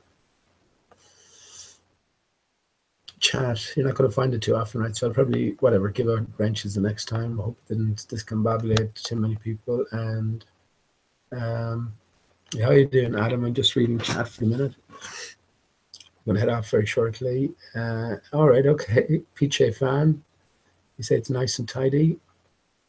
Yeah, I will be singing out, Chris. I'll just do the usual. But as I said, I didn't intend to come on. But John, you're here as well, man. Why didn't you come on?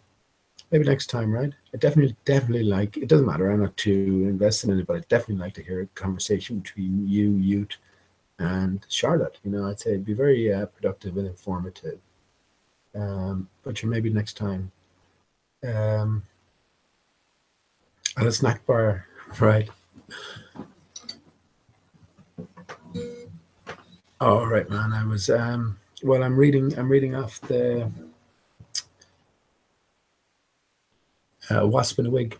So I was sort of getting ready to finish up anyway, Adam. Again, you wouldn't, man. You wouldn't. What I'd be talking about just bore you here because it sort of connects all the stuff I've been talking about going back the last 50 hangouts. So you'd be sort of coming in the middle and going, "What's this nonsense about?" Yeah. So I am aware of that, and I am aware that very few people will sort of be following along. But I can't do anything about that, right? I'm just still here trying to getting there very slowly. I thought the I or the ADH, I gave across a good idea of what we're dealing with here. So this template for all letters and numbers with core meaning behind the symbols used, always leading back to the H or the theta, which is the alpha, the omega, the creator, if you will, the highest. So everything is read in terms of that core understanding. You know, these are the core factors. I'm not sure about that, Felix. I thought it was a bit labored tonight. But I hope you'll let me put the Alice the Wasp in the Wig link in the chat for you. There's so much to it. I mean, I hope you got the general impression of how they were sort of writing it all off as insignificant. That was just a find, you know, it's not too important. You know, they were sort of overdoing it, overplaying their hand. So we know that the opposite is closer to the truth, and its significance is okay. Where's that? Here we go. Its significance is anything but what is presented. Let me put that link in chat. There's only a few things that I have loads of stuff I could talk about. I'm not very good at presenting anything as well, right? You can gather that, but the link, Wasp and Wig. So take your time with that, and I guess you'll have to go through to appreciate it. Go through all of Alice in Wonderland. So all the truth is told to us in this form, and we just have to decode it. And I think then the greater story of us, our origins, our history, our present state, our future state, is revealed to us in a grander picture. And if we miss this picture, if we miss this pathway that's there for us, then we get fucking embroiled in all the minutiae and all the melodrama and all the soap opera aspects of things. You know, this has been folded out anyway. But as I say, there is a greater puzzle there for us, and it is an individual route at the end of the day. I mean, I don't know where you're at, Adam. I mean, in terms of your understanding of the greater picture, I can say one thing for certain: if you genuinely don't know about the dodo and its significance, then I will say that no matter what information you are in possession of, you're not in possession of the full book, if you will, because the dodo is so significant. I would say the same as well. I mean, who knows what else anyone else knows. I think Jed was, even though I know he's a Freemason, so he must be privy to lots of things. If he didn't know about the dodo, well, then he's not privy to everything as well. Same with Jeremy. So, yeah, I guess ultimately everyone is on their own journey, right? So even if you are privy to occult information, it'll only be in a limited sense, and you'll still be trying to work out a greater picture. Hence, this is the purpose of life. So that's the way I see it. And yeah, again, it's a sort of continuation, a continuing thing. Hangouts. I'm not bothered about subscribers or how many's listening or whatever. I can't worry about that, or I can't relate to that. Just the stuff I talk about when I air it and talk it loud as well. certain things occur to me, which I'm grateful for. So on that note,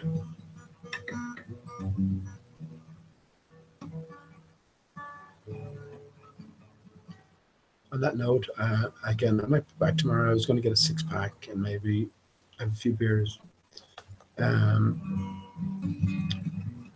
going to say goodnight and thanks for tuning in. I'm going to leave you with my usual.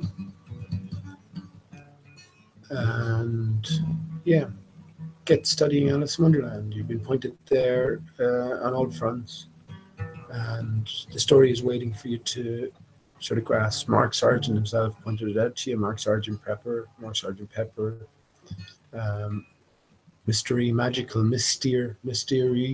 Mystery Tour. So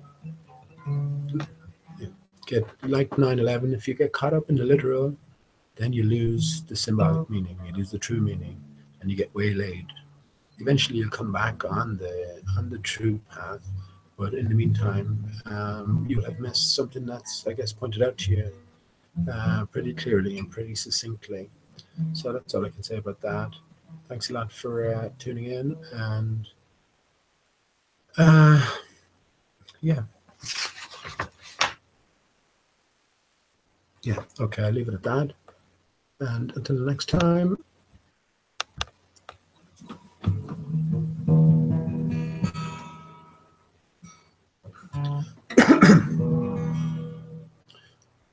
Oh, all the money whate'er I spent, I have spent it in good company. And all the harm whate'er I did, alas, it was to none but me. And all I've done for want of wit, to memory now I can't recall. So fill to me the parting glass, good night, and joy be with you. If I had money enough to spend and leisure time to sit a while, there is a fair maid in town that only has my heart beguiled. Her rosy cheeks, her ruby lips, I own she has my heart enthralled. So fill to me the parting glass, good night, and joy be with you.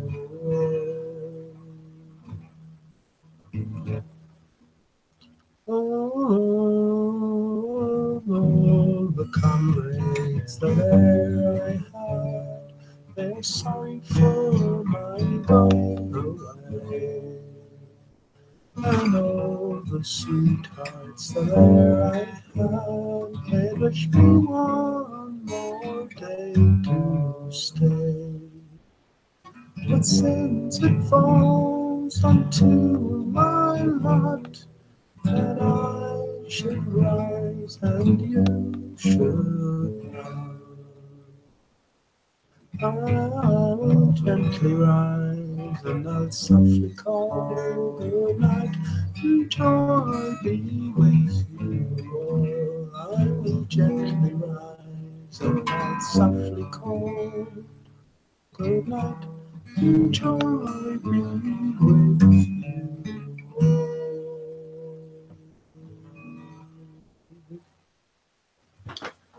Good night, friends.